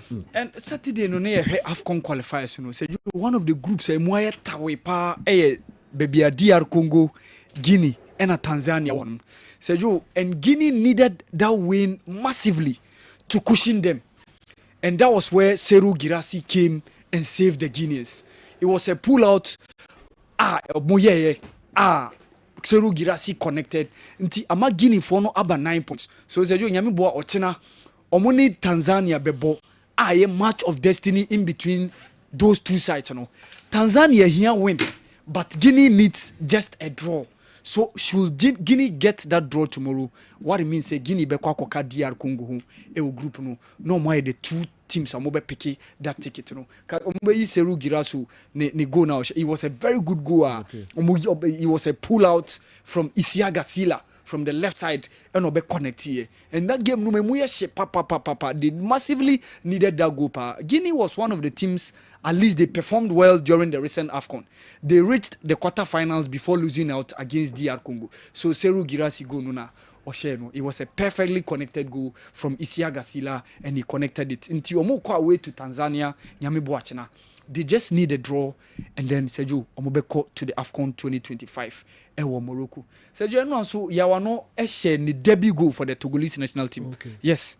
Even though na Bobby. Yeah, we won 8. And I won the 8th game. Okay. 8 games, no. Okay. Yeah, and I was in the 8th game.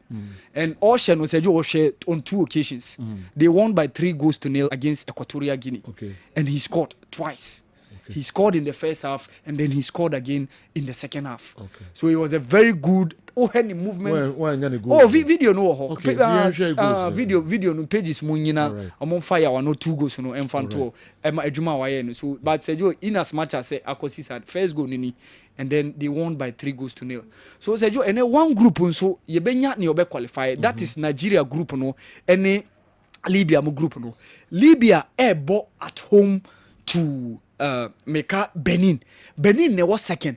Benin will try as much as possible to at least get a very good result. Say omu luzu ebe kushin omu so ombeka Nigeria. For Rwanda, mathematically they also have a good chance, but they have to beat Nigeria, which seems very, very difficult for them. So it's likely say Sergio Benin could be the team Ebeka Nigeria home normal qualify for a group. No Sergio, I see Kwesi Appiah Sudan getting the result today. They just need a draw. Yes, they faltered in that game against Niger. Muko luzu by 4. So when you say Angola is better, actually, Niger. Yeah, it's true. Football follows our mathematics. Yeah. But Niger has Sudan 4. Yes. So playing against Angola, Ghana Masters. Yeah. So was at least Kwesi Appiah who adia a touch during the last game, which was that 4-0 defeat in Omonia against Niger. No? Yeah.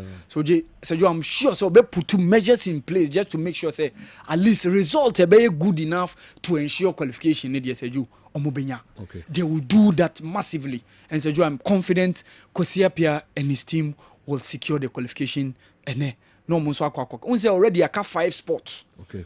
Already 19 teams can qualify for more sport for the 2025 AFCON Championship and I be so next year. And then 2 get you more chance, and it's likely going to be Benin and then Kwesi Appiah Sudan. Na nyame boa the rest of the games na to asochina. Na the rest of the 3 sports na mbeka 5 na mas aye 20 mbeka 19 na aye 24 no seju aso. Sudan can lose and still qualify if Niger do not beat Ghana. Yes. And also one of the things. Yeah. Sudan beat me lose. Yes. Niger board draw Krano and Ghana. Still Sudan will qualify. So Sergio, Kwesi Appiah's team omo destiny omo sa ne ma ne yede no. Sergio, come pen ne ga rekoka video no na omo bona. Yes, I ready. So omo kan fa Ghana any FA no. Yeah, we Mikel Lahout. Just Ghana not qualifying for AFCON, Nige, that is incredible. This is a Ghanaian side that they've been on the slide. They've been in just a really bad way. The last 2 AFCONs, they've been one of the worst teams at AFCON. They're not unified. The federation is in a mess. And when you talk about a dark period for a national team, you talk about a dark chapter for a federation like the Ghanaian Federation, Nigel, this has to be the darkest of them all. It is the darkest. First time they haven't qualified since 2004. There has to be a clearing of the house process for me because it's inexcusable. This is Ghana. They produce some of the top talented football players that we've seen. Talk about Michael Essien and right now Kudus. Like there's so much talent there. And for them not to qualify, it's an absolute embarrassment. It's just that simple. Is that result more on Ghana's shortcomings or more on the fact that we're just seeing African football as a whole, the level raising? Lack of direction, shortcomings from Ghana. You know, when you talk about Africa as the continent, the North African sides have always done well. You look about Morocco, Algeria, not as much recently, Egypt, but for me, you know, Ivory Coast, Senegal, they're probably, I would say, the real standard bearers of African football right now. And the smaller nations are starting to even go, small nations like Cape Verde are starting to do well now. But for Ghana, for me, that is an embarrassment because they are a powerhouse nation of African football, and not to qualify is an absolute embarrassment. There, Nigeria Coca, former West Ham captain was Simon App. For Ghana, yes, on CBS. So Joe, it tells you how those even foreign media are taking the level of our game seriously. Sergio, what you said, they omukasa with passion. Because they know the talent, the quality that we possess. 20 years, I am qualified. And you're welcome. Yes. AFCON. Yes. As I say, the countries no call 24. Close to half. Yes. The virtually number of countries half of Africa. the continent. 54, right? 54 no ka half year 27. Na ye to the 3 at 20. When I 16 kra na yeah. See I could do 24. If I almost no but yes seriously. But yes yeah. So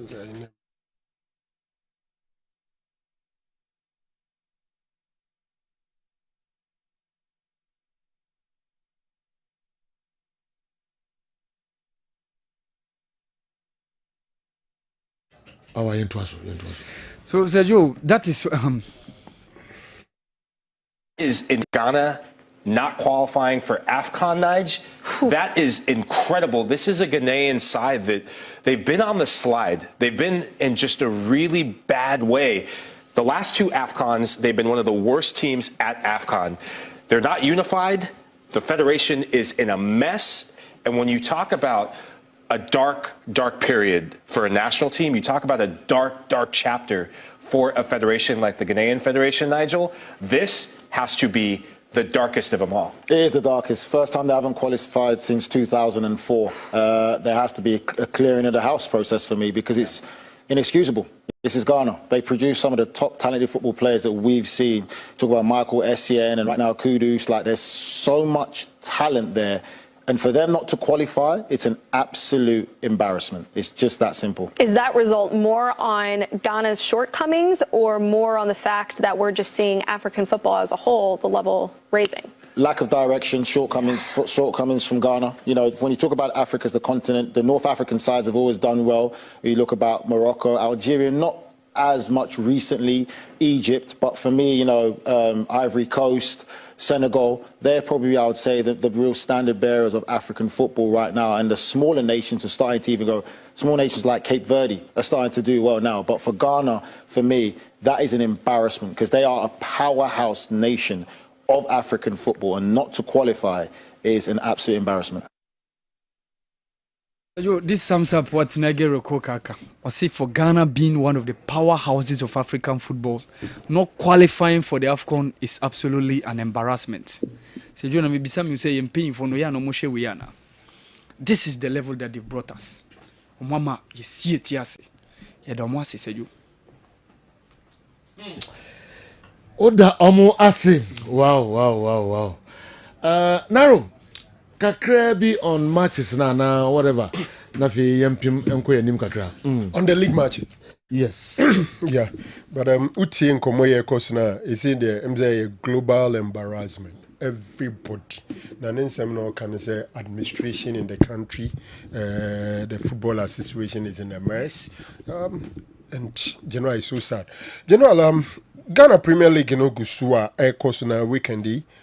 Some interesting scorelines and of course so Samate's LUC for the first time in this season at home, and guess what, a young apostles and a coach Samate's Meteze coach coach na opa fans no be actual for that loss, but general is amazing. Young apostles traveling all the way from Wenchi to Samara Boy to go and win 1-0. Yeah. It's amazing. For me, na me share say Omuni Nations why na me ma team of the week. Okay. But I think I give to Young Apostles because the distance, the opponent, and the magnitude of Young Apostle or Koshe Samates.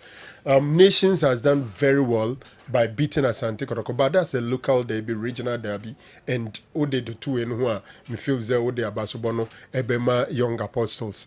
The other thing I own news him, of course, is got to do with House of Oaks winning streak after beating Mediema, and then this weekend another win.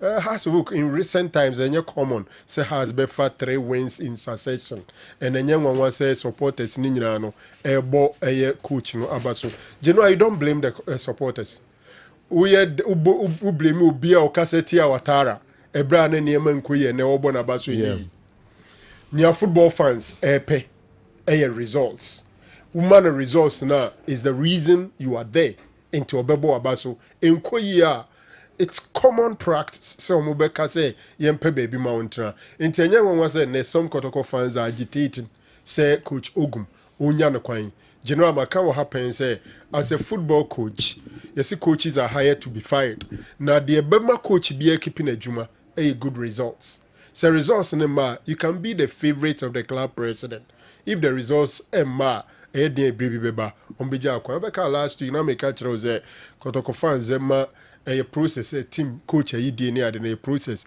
Kotoko fans ema Ogum at least the benefit of the game against nations and this results I could do leveler. Some of us feel that yes Ogum is a good coach, me I have no doubt say he's a good coach, but it's simply not working.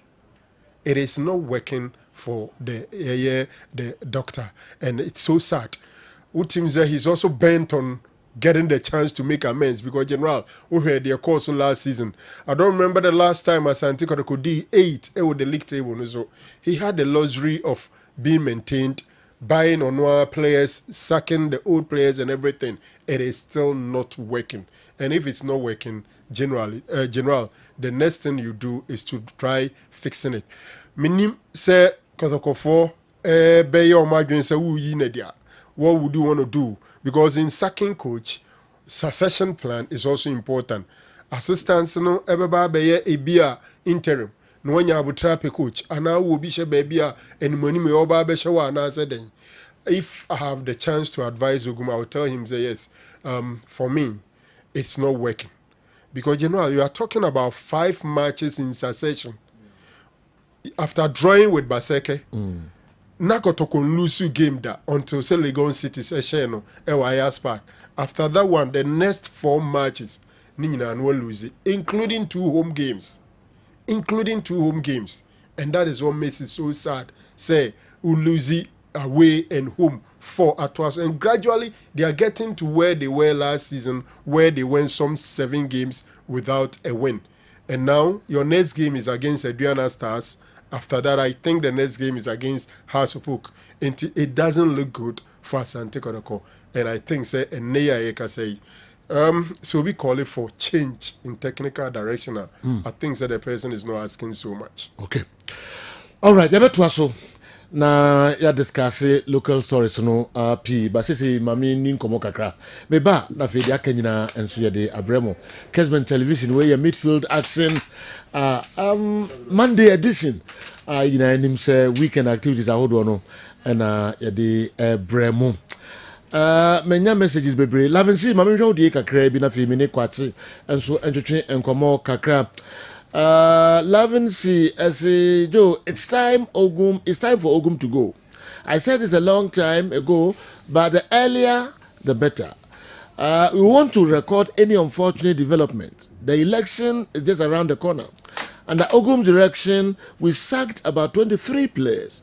He was given the chance to recruit players of his choice. Now it's more disgraceful than before. Enough is enough. The entire technical team must leave. We must consider any of these. One, Frimpong Manso, Bibiani Gold Stars coach, Karim Zito, Dreams FC, Anor Walker, free agent, and Abdul Razak, free, Malik Jaber, Nuru, Samatex, Maxwell Kunedu, South Africa. Hey, Lavency, who confirm Maxwell Kunedu for South Africa? I'm a coach Kotoko. Any of these coaches will heed Otunfo's call to help. Kotoko legend must coach the team. Lavency, Ejumewura, and so they are the Abba and Nokwati. Mamra Hona quickly made there was about Bono Kakradi. Brain, every Niwat Scientific Herbal Hospital. Right. General Medase, Busianfo Niwat Scientific Hospital, and na yesan so any more share na. And then so young boni bisua dium kakra na wo hu say nyama bi aye to nyama bi ane ye bi dan die e wo ya brabo me living no eno major cause ya ema yare hodo e ba yan so aka kire mo say rebiti say diabetes, pressure or yankase living yankase contribution or contribute to Emasa Ariano Eba. Me pacho wo Kumase Atonsu Monaco Junction. Kumase Atonsu Monaco Junction near Dansura Bank di anywhere. Enan crown so your mile 7 Achimota mile 7 ye ben Janet Corner Dino.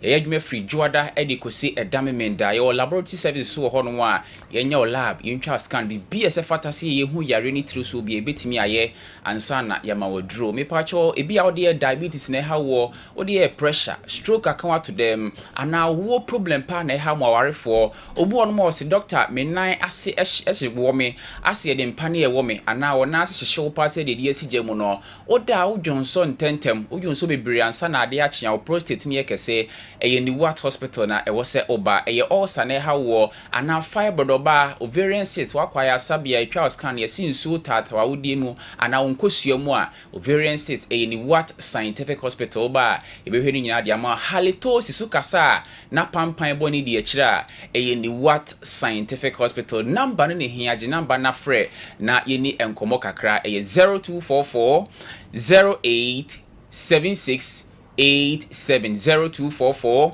08 76 87 0244 08 76 87 na ye beche so general say ohwe Ghanaian living no ade ba ko a abeye ene ababetina pa eye plastic general senior cd plastic edi enjuma no aduane a ehye pa ubaga na ise abe nom bibia general bi die hu kura ne se kanka no mo ye choba ne ade no fufuo no enkwan ni sija so heating still heating ehuru dendenden no uto fufuo to banku to den ne asa nkwan na gu plastic rubber pale one emu ha general na plastic so very very poisonous se wo de adubibi ehye aduane a ehye egu plastic ma ehu papa ya ewurani padua ni mu a ewo dire consequences e ma ni padua no pa general nya senkuma na general ye wo poisonous substances bi wo plastic mu a edi ni padua ni nya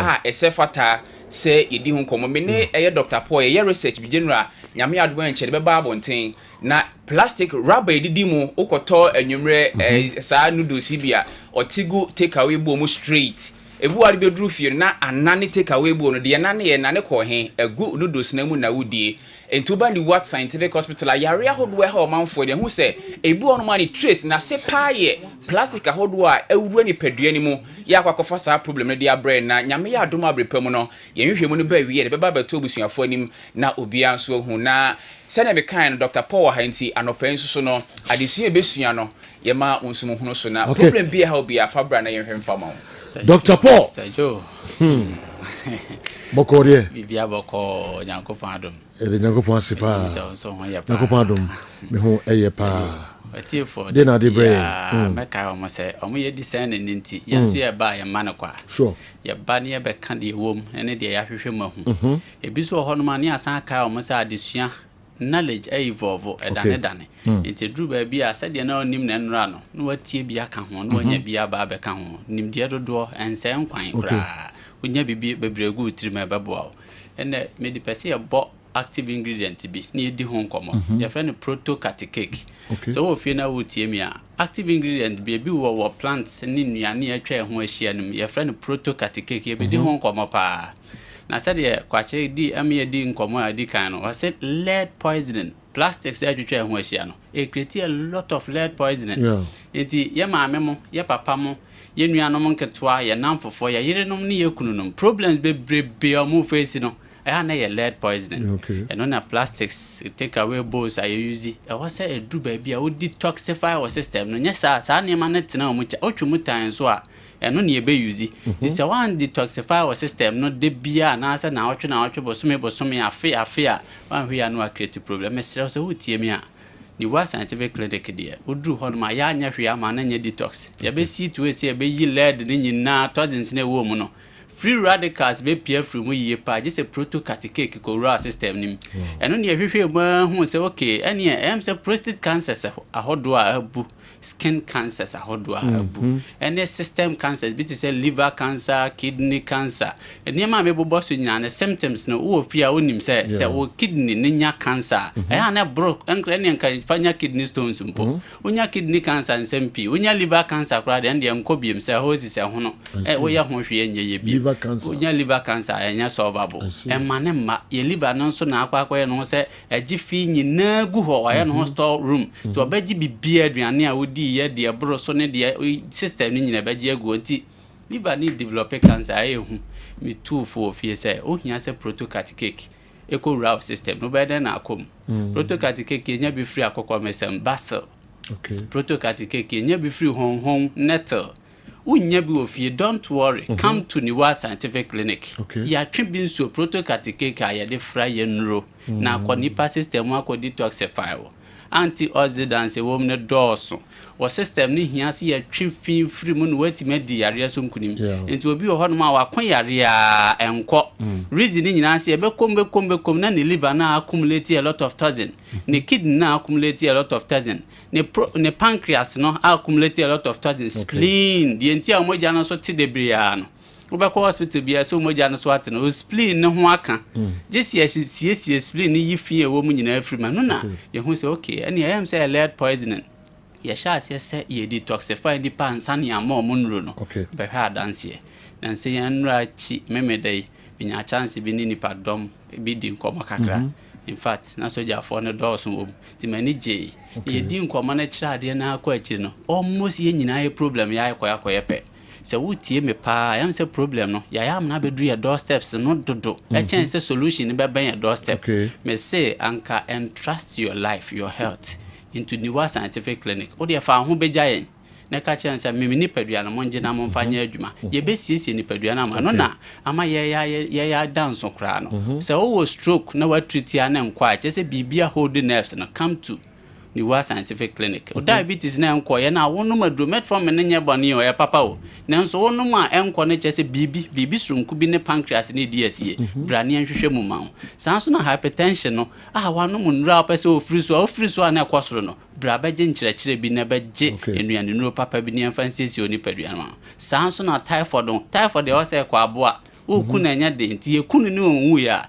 Echese bibi nkoye o system ni bra Niwa Scientific Clinic ni ansihwe mu ni ensiesie ma cancer sahodo be 24 say cancer de eye trinwi kosi ya mawre cancer betima ye every aspect of your body mesrew bra Niwa Scientific Clinic ni mfa ye protocard cake ya twi free basil ya fra na akokɔ mesa we feature ya ni atwi bi so free nettle hon ni ya de ye nkwan ya twi ni mienu a ni ya de create ya medicine anasi ya dro ɛyɛ scientifically proven ya hwehwem sɛ bɛboa ni padua dosage ɛda ho system no ya hwehwem ayidie ni wo sɛ boa system nyina afrim sɛ da be yankɔ sɛ o kidney daache yankɔ sɛ o liver daache nempo ɛbɛya eniema bonus ama system no Niwa Scientific Clinic de me gye sɛ o de health na anasi o padua no bejaye a won free Hong Kong no wanya niema pi right nti general your number is 0244 0876 87 0244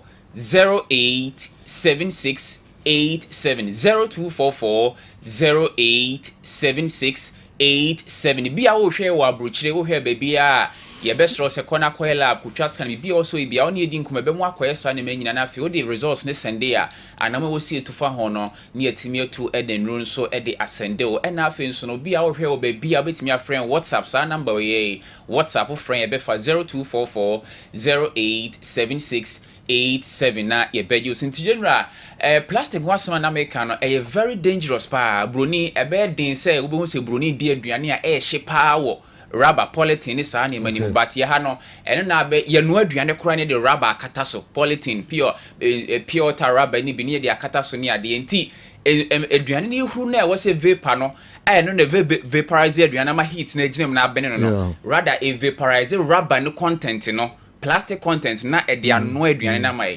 na general scientifically se wo yes ha de no a ye nim ne se ne ebu ne se de wa fa rubber na wa wo de ya show na owe san se wo de ano aduane no sa it ni nyina e pe enti ye be stress plastic no there are some African countries some timi abane Kenya abane ene ade but e bi ehu odin ma empanifo na wo nipa na wo fi no wo ne wo so hu se plastic ne polythene de aduane e hye ene ne nkoye ne otro bi difo aha wo sa ni men but e be kisho say koko shishi de koko no kro de rubber na akata so ansa na wo kwa akoto no iti general na so de agu ebidum kra di kenke no ye de rubber no fa kenke no ne anoa dangerous general very very dangerous.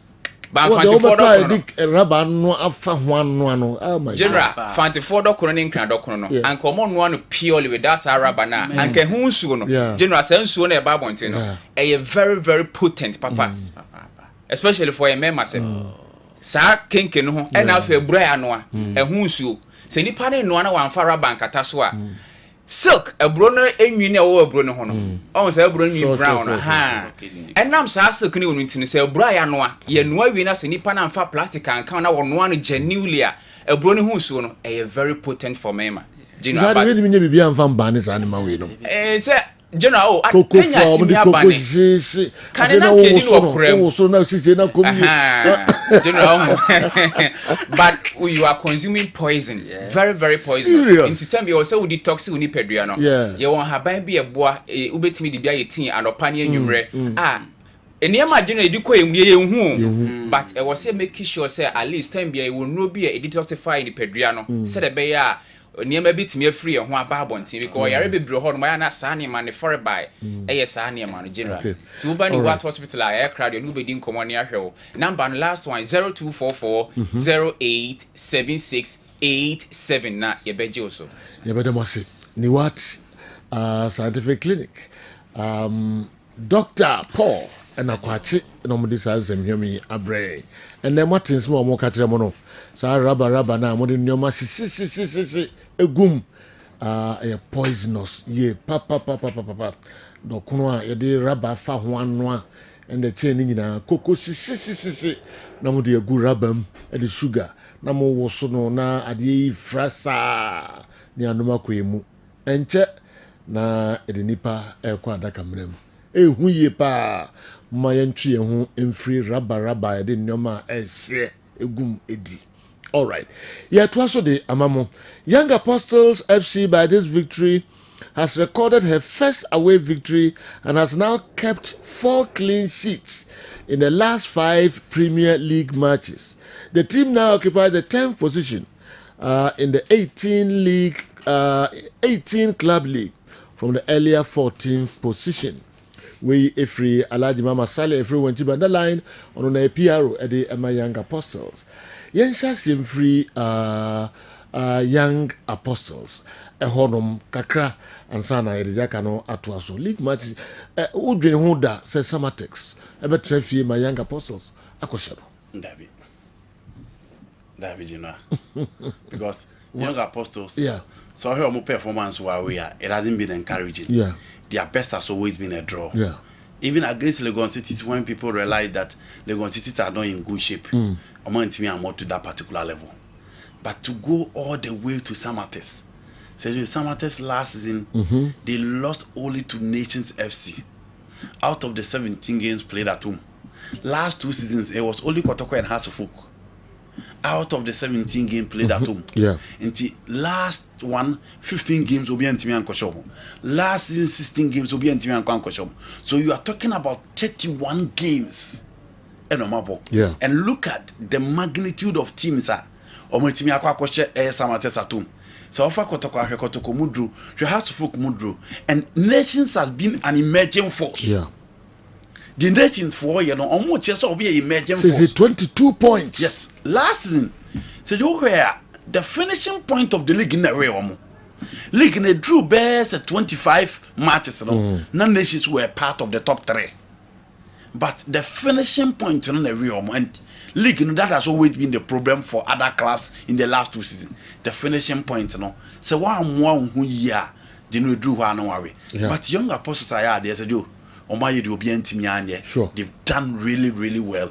And if they want to stay in the Ghana Premier League, there are games that you need to win. Now, standing home performance na Babeka. And for me, I think say between some others, no, a bit boost to more confidence. Sure. No more team are concentrating. So about 10th. Yes. And no one can acquire away Kowini. Bechem United ko say Brekum Chelsea. Yes. 2-1. You know, yes. Brekum Chelsea so we are a series of results no munya nkoyi. And Bechem for no, it seems omo team enka maybe omo team so omo team nenya no. No, so omo so yes statement. So to win against Kotoko no matter kwa kuche Brekum Chelsea.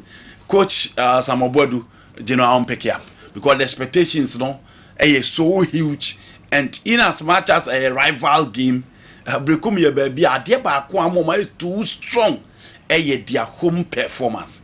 Inti Sajo Coach Samobodu nkeka no now making sure so beat me any good results. But you give it to Bechem United, they've done really, really well. Say Omako last 5 games almost lose you. Last 5 games almost lose you. Bechem United they've also done really, really well. And no one can so no kwa away Kowini. Dreams to share Vision FC 1-0. Well, you know, it was a game Vision started league in year pa. But so watching and saying results na ba na nkoyi. So mom ko win away no doso pa. Yes. Yeah. Na saying results na Kodima Vision nkoyi. Okay. But Dreams so be bia na omo da no. E also omo pick up. And after getting the draw against Asofuk, we check on last game results on Munae, on mobile baby any board dragging baby any good stars. Okay. And on Martin Fee, wishing any team, Nimu Drew baby. And with the experience of there are certain players within Dreams team, no, any coach, a friend, or a Karim no. Now you expect at least almost beat me, and eventually they had a 3 maximum points. You know, almost okay. Yakoba ebe share medium almost and a stop a Blue Stars. And so you show ye kakra hat to folk and so I win away 1-0. 3 games unbeaten. Karela, yes. Sanso and Nations and so I away and so I Santi Kotoko 2-0. Do we away teams omko win here? Not just a Kobe 5 or 6, yeah. But the best young apostles. For young apostles to be some 5 teams. You know, young apostles. Diam Komra na yemehwe de aka matches miensa aka no enso enyina. Parkwesis Legon Cities. Aso mo peke ni mo peke. Omo she Holy Stars. Yes, after beating Kotoko mo peke. And Holy Stars and share first goal. And later when I checked and it was 2-1, I said, wow. And they know almost peke pa mo peke. Yeah. She's on about 15th position. I'm a Accra Lions, Karela, and a Vision, and Abura a relegation zone. You know, league table in the air money moon. We never now lose back with him do because points never bobo. Sure. Be beat me at that base 7 for me on the first 3 points in the dorm on them. But whatever did be the case, they've done really, really well. Go here 16th position, 11 points. Kotoko 15 points, 4 points. And the Vision FC or more relegation zone. And a Kotoko 4 points. What about that say? Toko the 8. Kotoko 8. 7 spaces in a game. 4 points. Yes. One little one we know next game. Yeah. And one will catch up. Yakoba they be discuss other matches no, and so make us a Kumasi Santi Kotoko technical team no ne IMC. Serious meeting koso. The outcome of meeting no they go see. You say Mansia ebu free papa and you're happy with Santi Kotoko performance. No crack. I'm so can be the everything was almost yes. Mansia happy crack.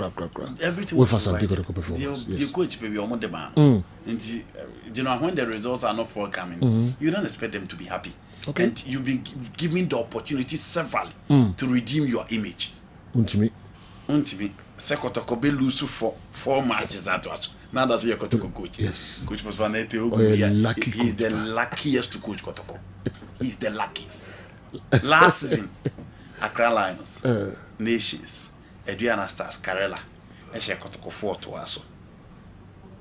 It probably mean only share players. You have been given the opportunity to redeem your image. I agree. Kamara errors no. Omo the message ba supporters na catch coach ni say on change goalkeeper and supporters in take no. They should stop that. The supporters are saying don't play in team and trade them. Don't you play them every day? Don't you play those players every day? Supporters no. Say trade them in team and Midfield no got 10 they paid 1.8 billion. So was our players who are now jump the Kama go to SSCAN. So play 10 do. You are playing trade them and then in team no. It's not that same supporters. It is the supporters now betia. almost coach your performance then yet to supporters in and in any case you know what I say so person say you are in charge that issue of supporters has there been a Kotoko coach Yaman pressure almost no drew than Bashu Hayford in Kumase. He overlooked what the supporters said. He won the league for them. And then guy. Inti so would you to say the team no person more and you get the results. France will continue to lament when they are not getting what they want. Enya hankwa. Ene otado yen nyina so mfre adwuma nto yi. Ene otado. Yentra nka ntra broche fo no to omfo adwuma nto no omonya de. These same fans when you win on Beswa, because there was supporters of one prosperity to Baba Sports. And so when things are not well, you still expect them to praise you. Supporters will have their issues. Supporters will raise their concerns. But at the end of it all, pass no stop. Wow. Into supporters press panic button. Supporters press destructive button. You know, because almost I take us on the performance, they were still winning. And it started from their game against Young Apostles. And the fans, the Kasasa, but Kotoko were still winning. And when they were first on the league table, they were still complaining. Because no more expected more. And then they are back to the level that, you know, drum po Kotoko nya. And look at the 2 games ahead of Kotoko. Adriana Stars has football. Said you, born are you born? I told the beer, and yes, I won't yard you. Oh, you coach your workers and coach Ogumasa, no. But I told the beer why. So umreso na also move on also well. So we a dancer, you should know when to leave the stage. Umanyum ni nyimu. And san we free stage no say oko. A dancer should know when to leave the stage. And you know, nothing is working for the coach. Hey, because a problem no. Maybe the players have decided not to play for him. But in all what transpired, the players will not play for you. Now the issue of Morris and money, Dalad and one hour catching you. And it is your word against the performance of the players. And at this juncture, the Kotoko team cannot sack the players. So obviously the sacrificial lamb will be the coach. And he prosper a good coach, but you know, not all good coaches excel in a certain environment.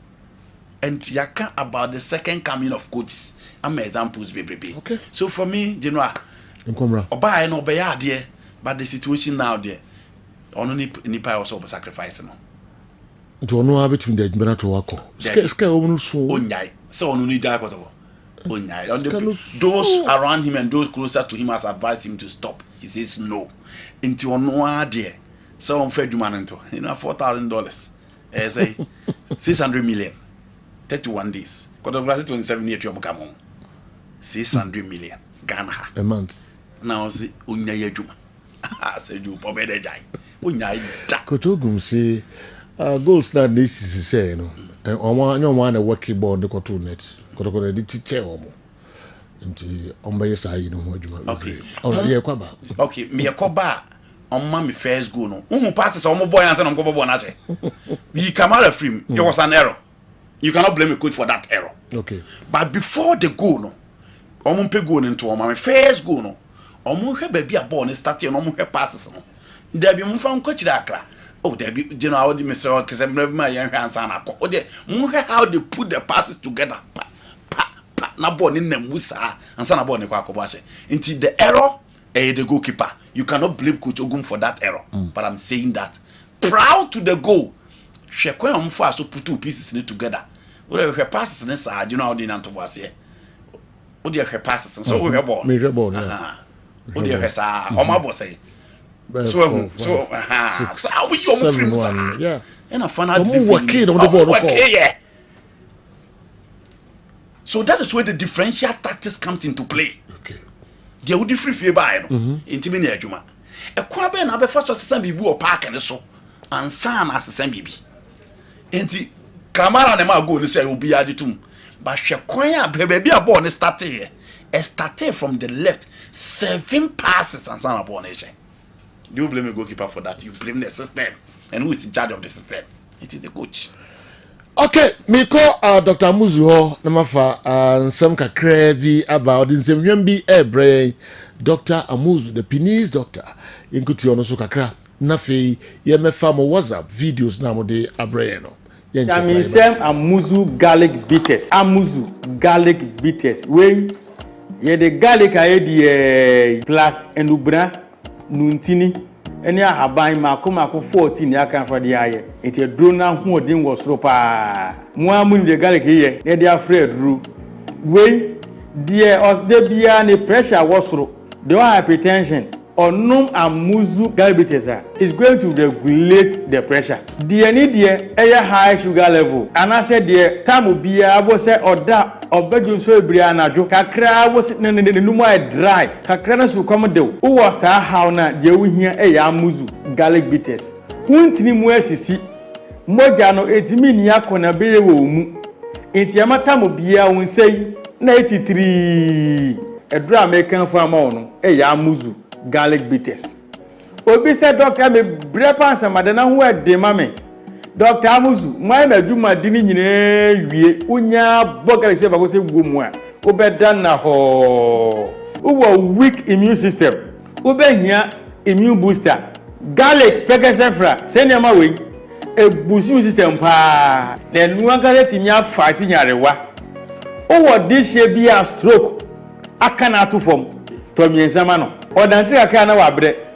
Ne home wasoro pa na kuma ebose kim hey oda fifre bet ni pa na fifre tino de ohia ya Amuzu garlic bitters de ne to ase twhwe ne pa yie de kan sciatic pains no ase sciatic no ne to ase twhwe no pa ababa na nanti nyina wonya Amuzu garlic bitters mo wie woye jan ho aduma itema mo di ho mo jan wie na awie ama body de bie na 83 what was radiana and say o high cholesterol why kesi abroso ana se bitamu biara bo se na o teso kan palpitation unya Amuzu garlic bitters no mu a sa how ni nyina e be free ho eya na kakan refree ade de ohia Amuzu garlic bitters. Amuzu garlic bitters it detoxify the body efi boni enya free the pedua mu essential bua mamoja no die fusani yie pa. It also controls urine flow. The organ so basa also be here Amuzu garlic bitters. Edro way at the apeti pharmacy herbal shop biara mu. Open raise me say bia. Phenomenal tips in a friend for further and better direction. Amuzu herbal clinic na Mauji Hio Shalom. Me da hwe for native for acid that's and the best here.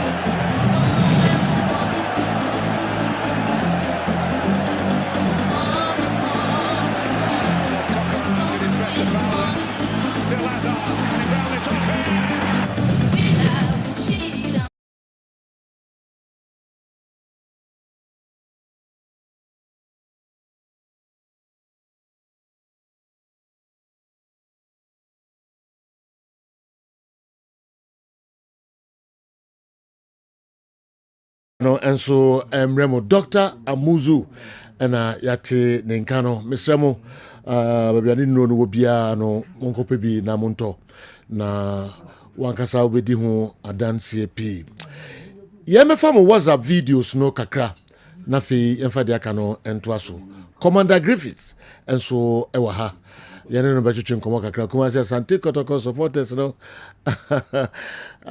kuku damba ko enso no yefa WhatsApp videos kakra ba yeba ne atoso Masipani edumapam so dio misro ne mebi ha me pa kochogum ide me pese me musa said the oye ase abro no obo Kotoko because system a obo no emwa players from the ye league yasi obo for back we chire wo sha se ana obi an say team ni koso ye hu de ye also obo 3 back him one boys o sha se a obo ye lose first game second game third game enti coach ni bibia ma wa adwenim say system na obo no mo boys iti wo sesa wonsa enu game enipa na obo papa ne baba yaya ye hu yan say wayi na firi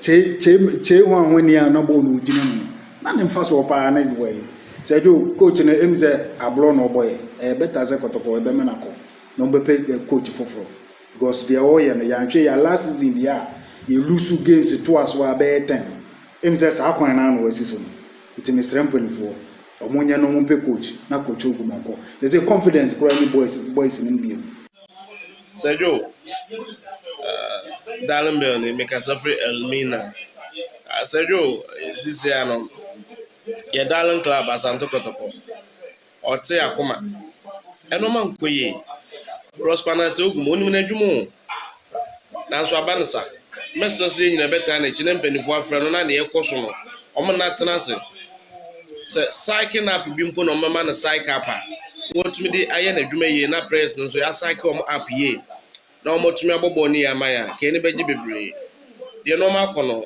omote akoma mesere Sergio so ometumi ahye no ma ye na ne kwakwa ne Sergio bi o gine de no ane enu mo eboa ye pop se ya pressure nya yankwala pressure abafom kama yenya club ya kra ke de beguma no Sergio madam wasibebre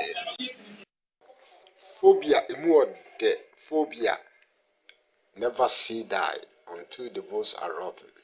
Say yo, good morning. You see I'm here to me. Say yo, Lubi. Wakanti go. Nyame boa marry Sunday maybe bebre wati. Say the maybe on Sunday bebre because mo say we ya da house. We house as some part that can't bebre why. Ya da we that can't bebre. Say yo, kakra can say the house from penny for us. The house from penny for na see the players nas nyame shira o coach watala nyame mani nyansa or be titim nisa there ya say yo aso akra person me can say me be say me ma and the king any safranko who say yam fire no emobo football from management so that's it into bu na bond bebu wo mu na omu ti o mu sun kasa na kotoko bejeli kotoko o be bi se kotoko no mu kana kwose manhu pe no bi akwose the nations are more than question man who Nyame boa Sunday aduana mom atoaso na follow na hasa show mo trene na Sunday atoaso mba kwa no da koto dia unsun kasa no munya de we ana koto kwa ajili nto mo still mo adwen san na se de mo kan no mo kan watala ya mo na baso ai na watala ya de se jo Nyame kan Nyame no munya adu good morning Mr. Shobia asemo kotoko Say panty kotokone Everton for ma ti ho no masa minus hoping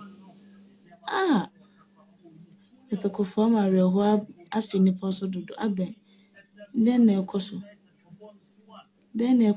monument omama ne mene na ya basa mane maje gusa munye bibi se muti enka munye bibi na mama ye ho tete yes Jata Newton. Your friend Opoku Theophilus, Nemo. O friend me sharp, I'm a juso. And none of idea. Yakoto consemana yeka. Matesa no pay and this circus for so people coach. Coach Prospana took dear from the start of the season. And Yamubinum Yaka say, Ocean recruitment, our players are open.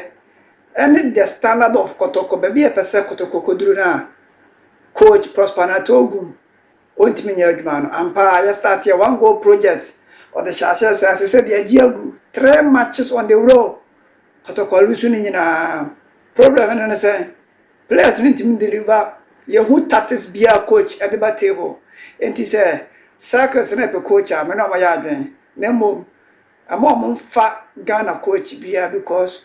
Sir, Doctor Antimania Yadmano Kotoka, Minjin say, your coaches or Ghana Bitma Abokotoko. Said the last time Medican Kayano, said Joe, say you bet my compete our Africa. Now ya share your team Sina or Ghana Premier League in Ma, or say you call Africa. Now you call picky players, any coaches everywhere. And yes, I said your coaches in our more Ghana no, or Munina hard in your pet. And ra. If your results by or Ghana Premier League, a chala say yes. After the league, coaches in a year, Coaches in a year, pa say Joe.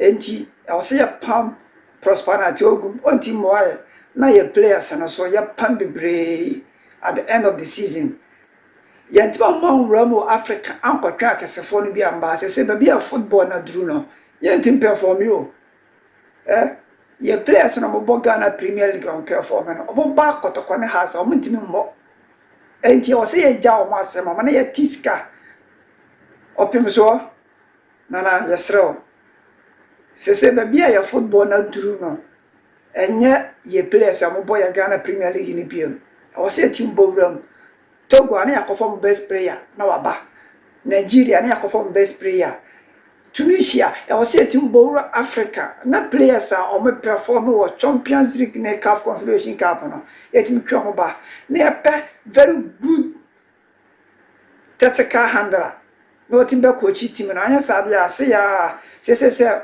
prosper na to ɔmo akɔ coach bɛ na ɔgan Sergio, good morning. Michelle no bejo for nyina. Nicholas na ka say. Sergio, kotoko asem na mpesa me kakra. Na mesre kotoko supporters no. Eno na mo park ne so. Na o hwe ensem ebi mo kan ne huro oguma. Efa ba bi no Sergio. Na eyemiya.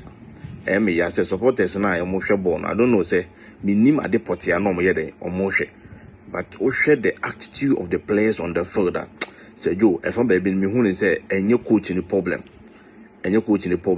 because chances be a kotokunya any the kind of playing be a no more bono. Me who is a coach and I was a better as a player, professional player. I was a way.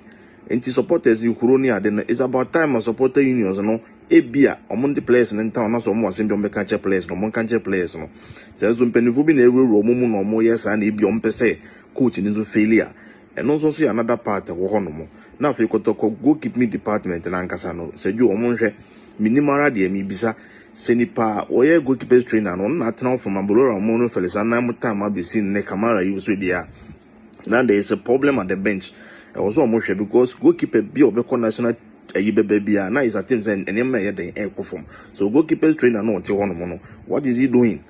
So I just say and maybe because of her also more technical bench and ankasa ye and you ogum as a whole and you know send me born momoshe na mesra council say and the blaster match is here for the first time mama blaster for no more empty stadium and they will be here with TV so what be here will be but empty stadium ho di enka mesre omo nene you know or the ombe who be out the omonye I mean, some one come on with palm way.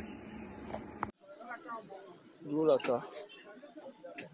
Good morning. Frame cake. Kasefri Asafo. Fa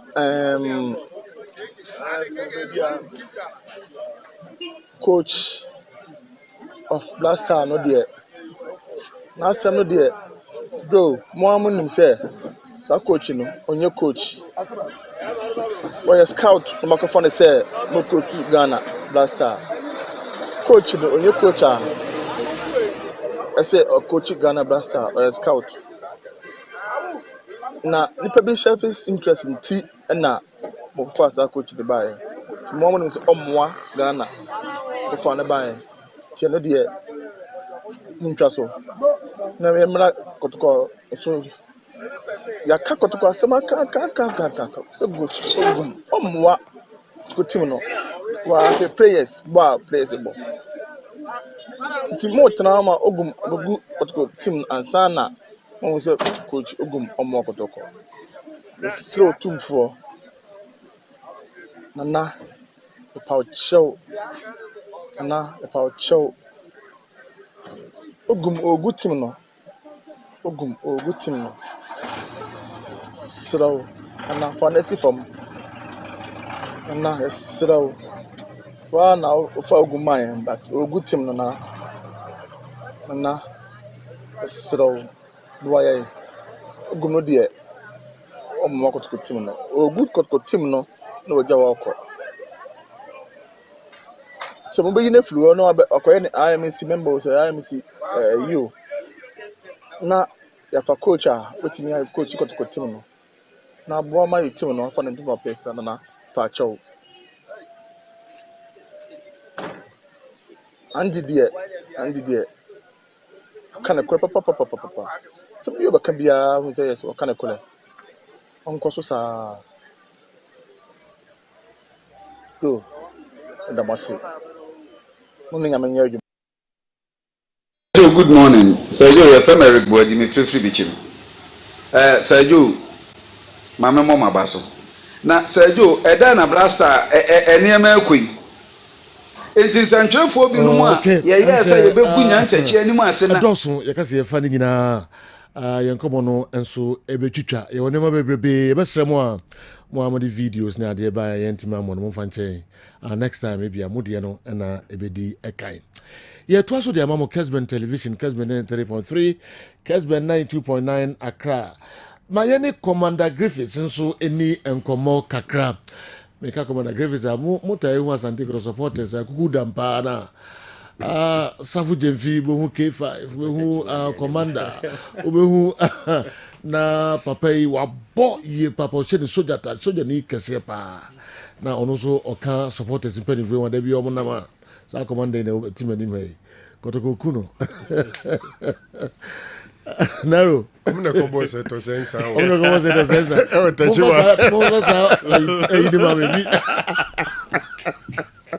Hey, we'll go a video and a picture of my yes.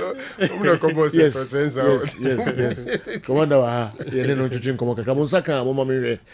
Commander, I never go you. I come, Wakaba. I'm Sergio. Say, yeah, dear. Yanko Pado. I didn't go Pasipa. Got to go Kundo. As of time in see, Babia, Team Locobiano, Udi. Key decisions our supporters need taking meetings upon meetings and that's some kitwa. But still, enkoye. Sergio, the kama menchia Kotoko supporters. Na menchia Kotoko operations teams so any playing body ni nyina. Sergio Kotoko problem na ho say no. Me die minim die mate e coach. The whole name need the what? Yes, me obia ni ho no ma Kotoko ya. Commander na say soja ta dey jira ho. Yes. Commander we dey need dig go. Over set there where my credit Techima o si minim da. Okay. Minim ni ma me pa. E dey Kotoko na ko.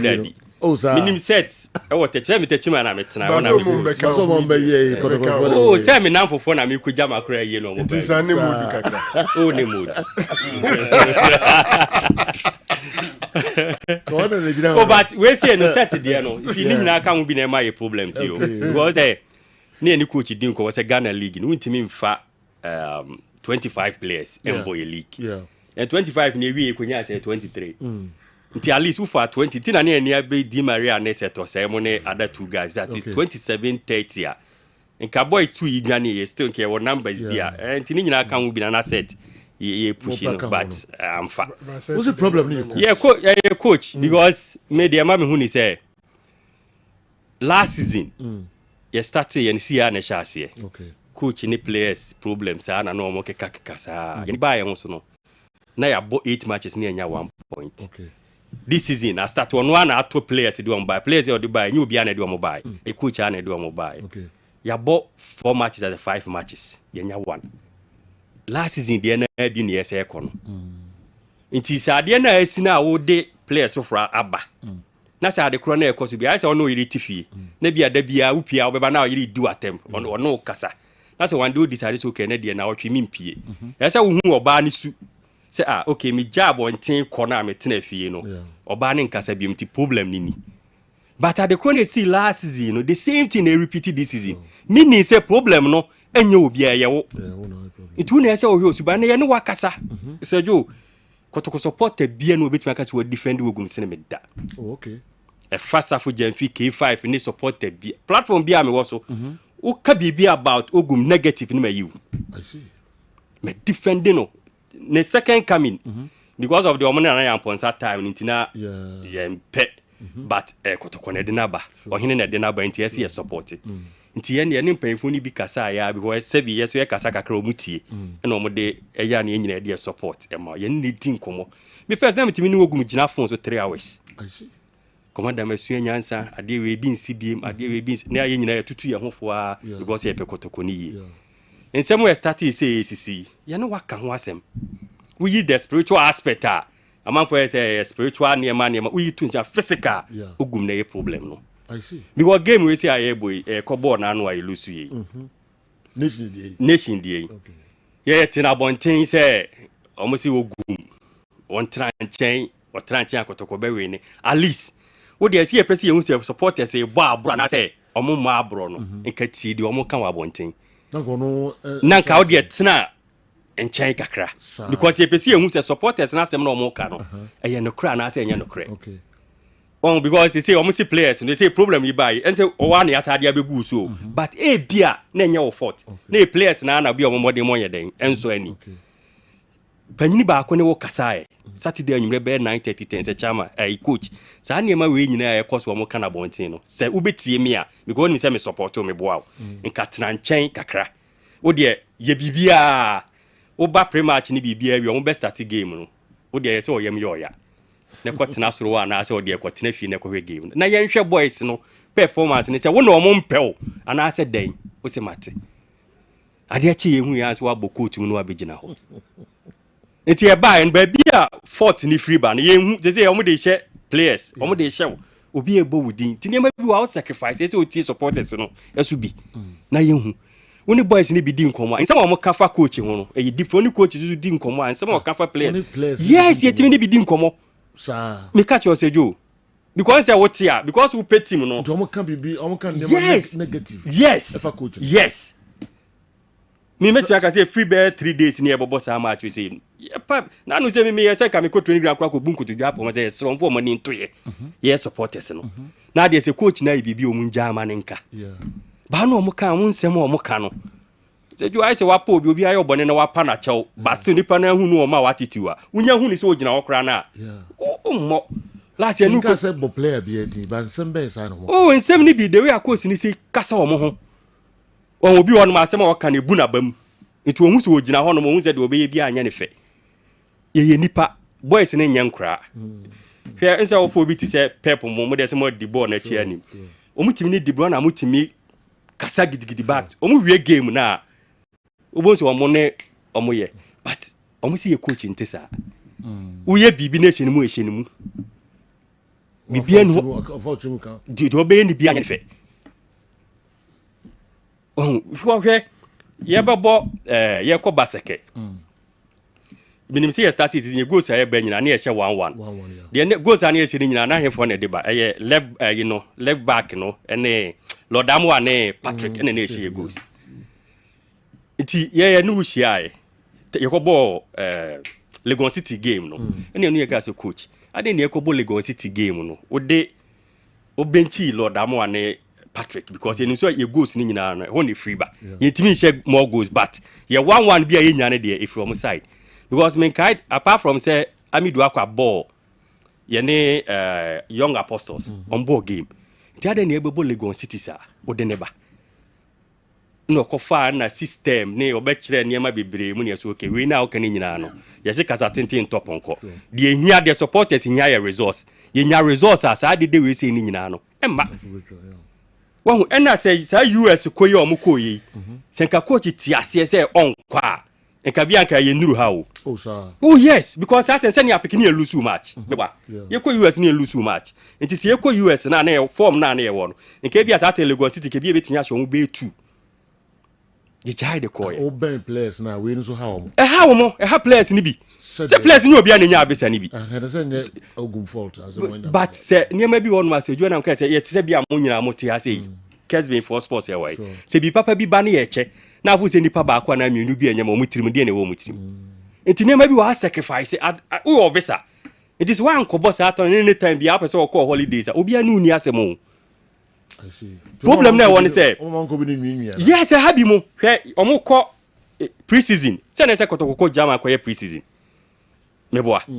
E ba e coach catch there say nipa 18 ontimi form onye pre-season because onye nya ne full set no. But US ye nipa 7 dey timi ko. Di enti sa is it because that na wo yare ni ntina wantimi anko. Ana na say am pese team ne be ko. Enti who head ba bia problems ni eye coach.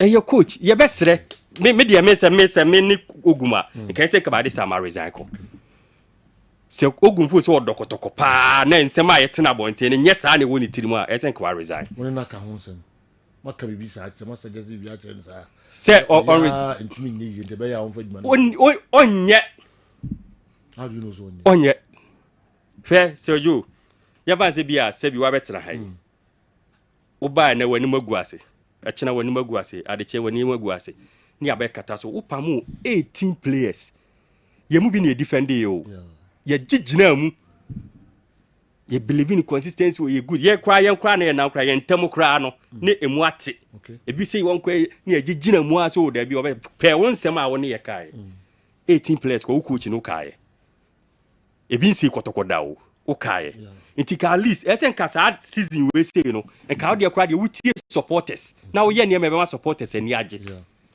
en see ya start ya bo ka bi ke lusu ye second game no kra esen ka wuja to na woko because last season the na bi ne yesima ye koyi nti coach ogum de me de me penasem me defend no anytime be me defend but yesre no esen ne ye bebo base su club ya on fa letem ra se on makotoko kra nka se on pam no onu an resign no onko mo ye serious technical and meeting no money IMC to omo nwie enu kwa se omo start se omo kakra IMC chairman no kra nsi no kan so nana mate kotoko nti me damase munji mutim na menko so who say yeah obe resign so what next se ogum so onko nya de obeko obeko ogum beko mo be force man akọ Sergio en force ba ogum beko how there be obi an ni house how he enra me free obo ase me dru so fula me see am faka ko papa panyini pa mu ya kran camera me ko to jesi share me botom panyini pa so me ko to dwa bun ko to dwa wo so fula honom esu pa cho say ade na as if say me da ko to pay so enti ogum de opekotoko pa de ayesre no onfa adwuma no nto na wonko I see enya de obeko so one next Sergio obeko force enya force ba obeko onu abeko o so je you see if your body no go here if your here no go here your body go feel am we so just am enya so jasem o there be entertain but ogumunya ye onya kotoko ni maye I say okay say okay what is it you see if your here no go here your body go feel am we soldier enya soja Sergio soja we enya soja so aso I say o dia kra yes who nam de obe feel obi amebo say na onu abehu the body go feel am the body na be feeling about no na be na sane ne ma akọ dia na ma believe say dia na ma coach desire to onko enya ni sika oje na oje $4,000 oje how yeah oje $4,000 o se wonko okay $4,000 we say be almost 600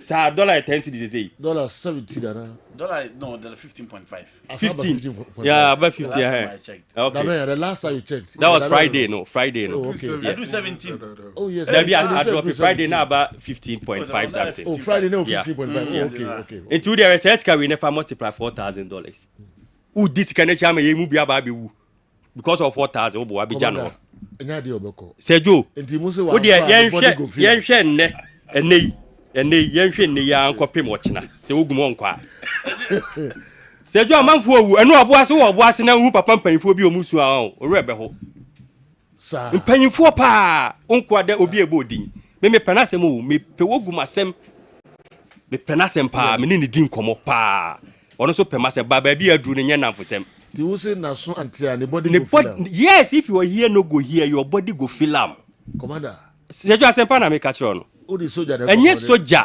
mi kotoko mi ni appointment wo mi na payroll so mi supporter okay enti ade a pese ye makotoko no Sergio ani brabo onye serious because ya mi ni be bia o kan ya o ya pe ye mu bi me kotoko operations mi na me tie yeah yen discount management ho by each match bia no ye nipa 20 obi 200 Ghana cedi 5 years in multipliers wow yeah the support team ni keke obi management bia ye starting na ya mponsa e ba ye na me ka say no at least anya bibia na ese management ye kese operation team ni na sefo na me amete platform ne ne mpanyfo bi kasa ya do ho ba so ma e bitimi tua abom wo aboche kwa bi kwa timi tua bia 500,000 ye fa mo mpa ye ma team no ye bompa na afo say sorry I nam no ke sa mpa ye no ye ko ba bi obi ka kire me say ntimu mani abri wabusua ne we sa na obrema wo mo ne ye we say nyina ma na say still na ne ma mfa enya spiritual e ogum onja team ne nto na wonko wow 4000 no kochira de UCC o say here obegye ne 4000 commander say Joe serious if he hear no go here if they hear no go here the body go feel am woman and then it na yeah and say by 6 ogum de letter to me madam for pa no ye wie sesi anu mu yo meeting am frag as coach ba bi aduru ne de ba be ka ma dwe me ye say me nkasa but ma be ka say uja team ne to ono because enro am na yo me phone to do ne si charge we Francis say me na me yakotoko panyini na because me ma kwaje agem on platform so me the platform bi si ro attempt di o mu di me no hey enso me nya obi who obi kra na ogino na odu ase obetimi aso ni si ato na to ba bi but so obeti aye o platform because on fa ho ogumadaro manti wow obeka de ese o catch ye ntua meka e sacrifice ni nyina ye se kotokoti mbe peja nti se enkoyi a tranchen all right commander yedasi ba say waba na kwame ayi na wo fa free na nim won very careful and me fa na me fa so kana wa nti cafe se ankasia na so be go feel la ka ka me so be catch se body be feel o ye military talk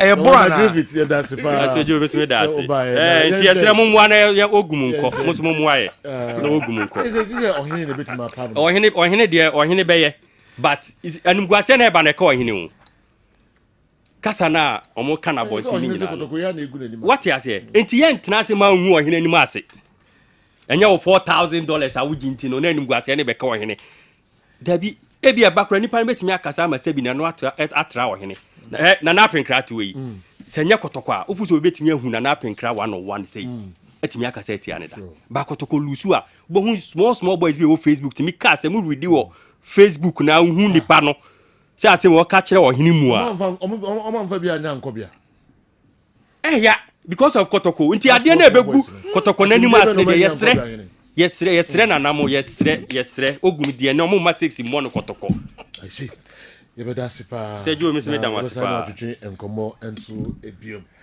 Commander Griffiths was I'm so one for that one. O dey maybe how the body go feel am.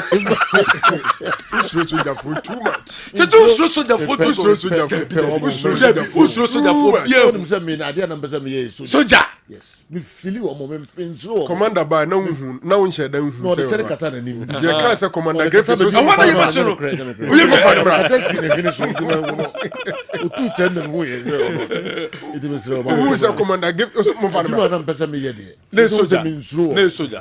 Me pe. Ne soldier na pesa o ko. Do na me do mo, you say me feel me slow. Na who soldier na how feel. Ne picture na o say uniform do to. Who picture na say the no man na the team mass de kwalo di echire boko the team mass de kwalo ama was so the up aye fe. Wow. Your body go feel am. Wow, that's commander.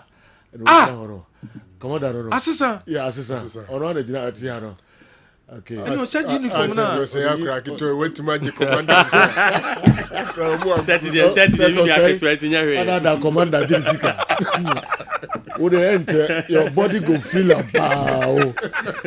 All right. Kotoko esu ewo Boase no na Heart of Folk. Enso ani agide din e Karela. Tamale yenhwe ani jena no mo komu kakra. Na fe kwa Mickey emfa aboafo no nsensem kakra emra. And a new team also a Black Stars. Yenhwe Heart of Folk.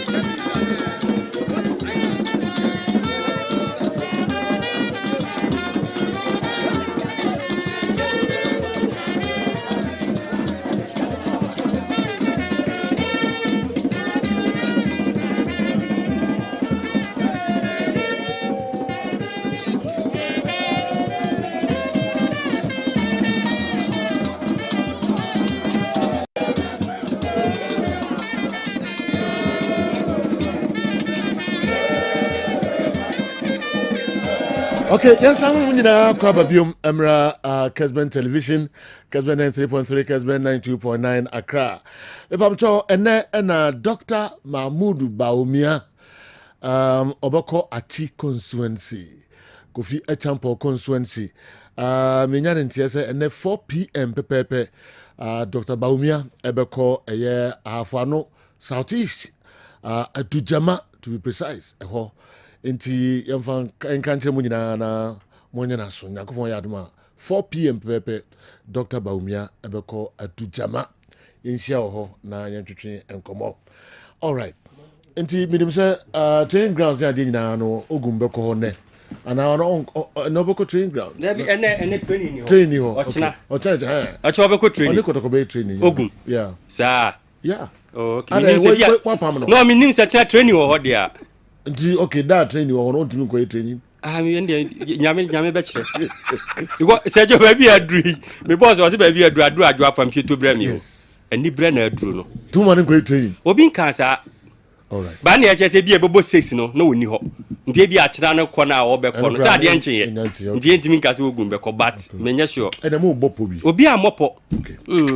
Some next game yɛduana yɛbɛbɔ has na sɛ yɛkɔ saa last season 7 ni mu nyina na ogum da so te hɔ ɛnsi wow Commander Griffiths against us no na better me sɛ menyɛ kɔtɔkɔ mpanyimfoɔ no bi ɛyɛ ɔnana apenkra na yɛkɔsi apeamo ɛmo na ɛyɛ ɔma deɛ but yɛ supporters ne deɛ saa 2 matches yɛ akai yɛmpɛ sɛ yɛbɛwura ma obi asa bɛkasa tia wo hene menyɛ sure menyi ni da menya nso ho da yɛ koraa wow sɛ matches 2 yɛ akai anim ogum bɛkɔ akɔtena bench am ya sa ko lose sa 2 matches no ensi okay number bibi ye nya hwe ba ensi I see sentina me catch me see if your year no go year your body go feel am ensi madam for pa no me ni close ye ka say me platform am for ye me see ye ka ye want emfa me ho but ye say bi kwase anko anenze sana adwen me de me ne ka say na me kan say me believe in consistency me de me catch ogum ko jizito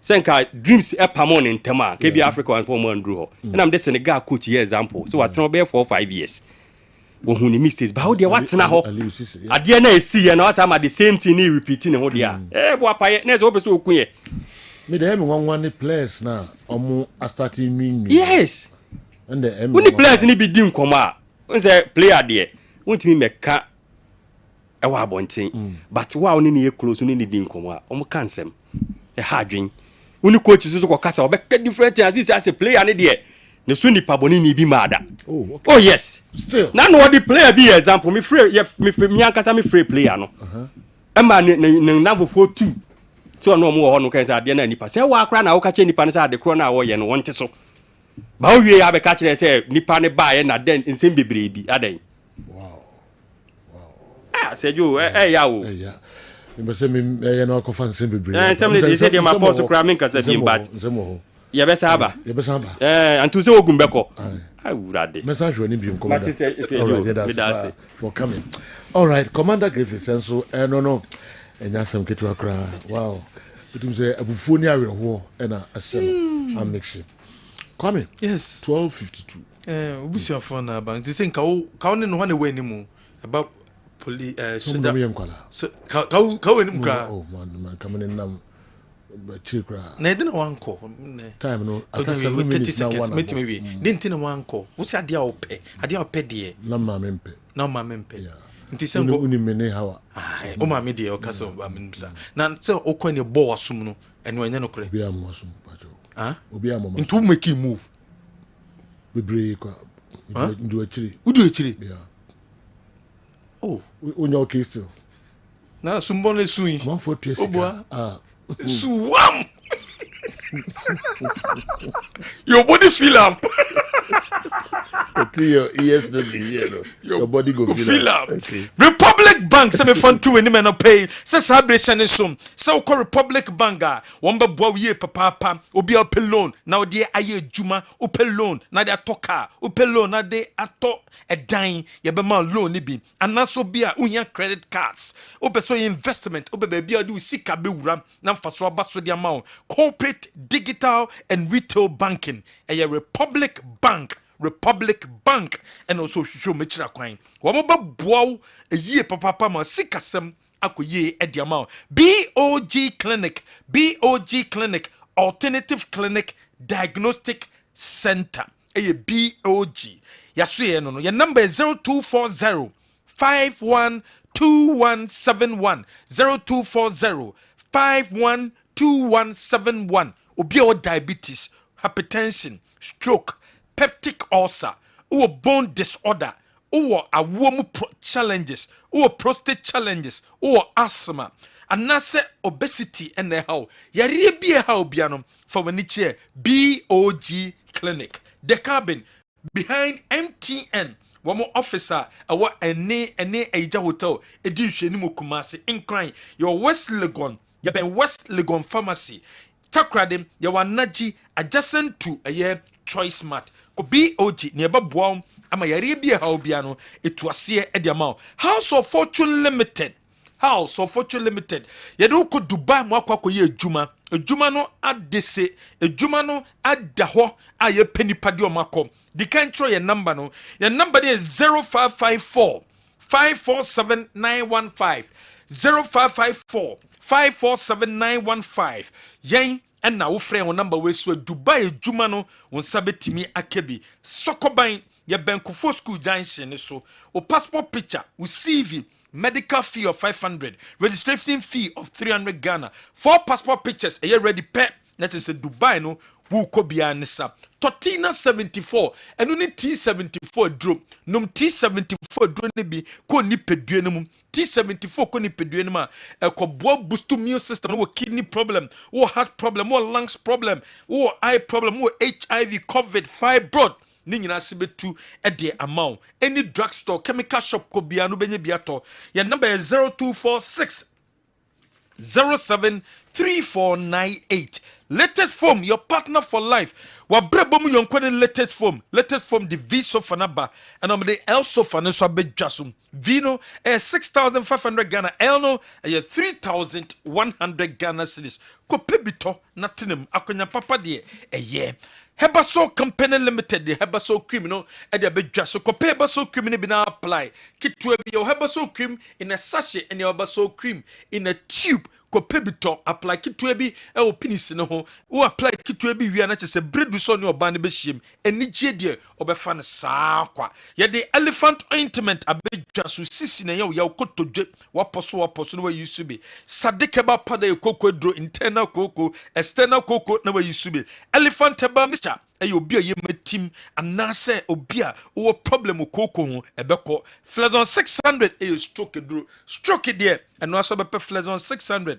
na wanom onum a sa problem in esubetwa e de amount ko pebi ye ndro ebito any drugstore chemical shop obenya bia to your number is 0244 750 510 we eye kwen faso ebe kire CDC yitre adodo nyina friend baba ye chokwa beto faso ayitre enhye eda ho yie papa ewo ho a oba Kumasia ye be chiro eye baba training section hair and care plus shene so hair and care plus and this adwumedie ede aba enunti nchemu no ewo ho a ye de bebro de emu nchemu bia betima free 0558 503535 0558 503535 offer number we so a ya be so na bibia konkan enso e de amount okay enti mampon baby so say ekosai general mampon baby som yegusoa mampon baby som se de nya de bia fibia ye nonom 27 homes na afibia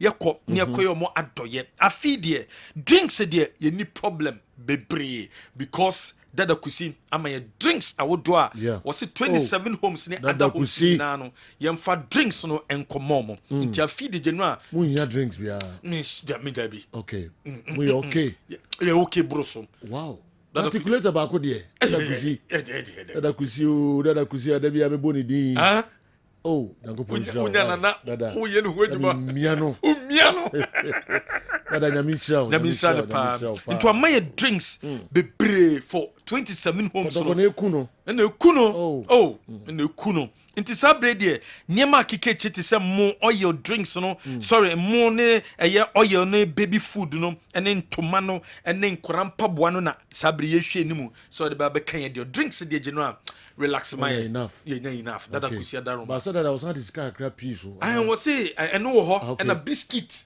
nti dada kusi nyama na this year oil ne deɛ general aburo tajiri nti asɛ so Nyaminsha what is Nyaminsha ne pa Nyaminsha ne pa na oma kotoko wini kakra ma o na wakuma wini inti sanyama na pese ye be fa obebia wo bia na ye number ne 0549 887444 0549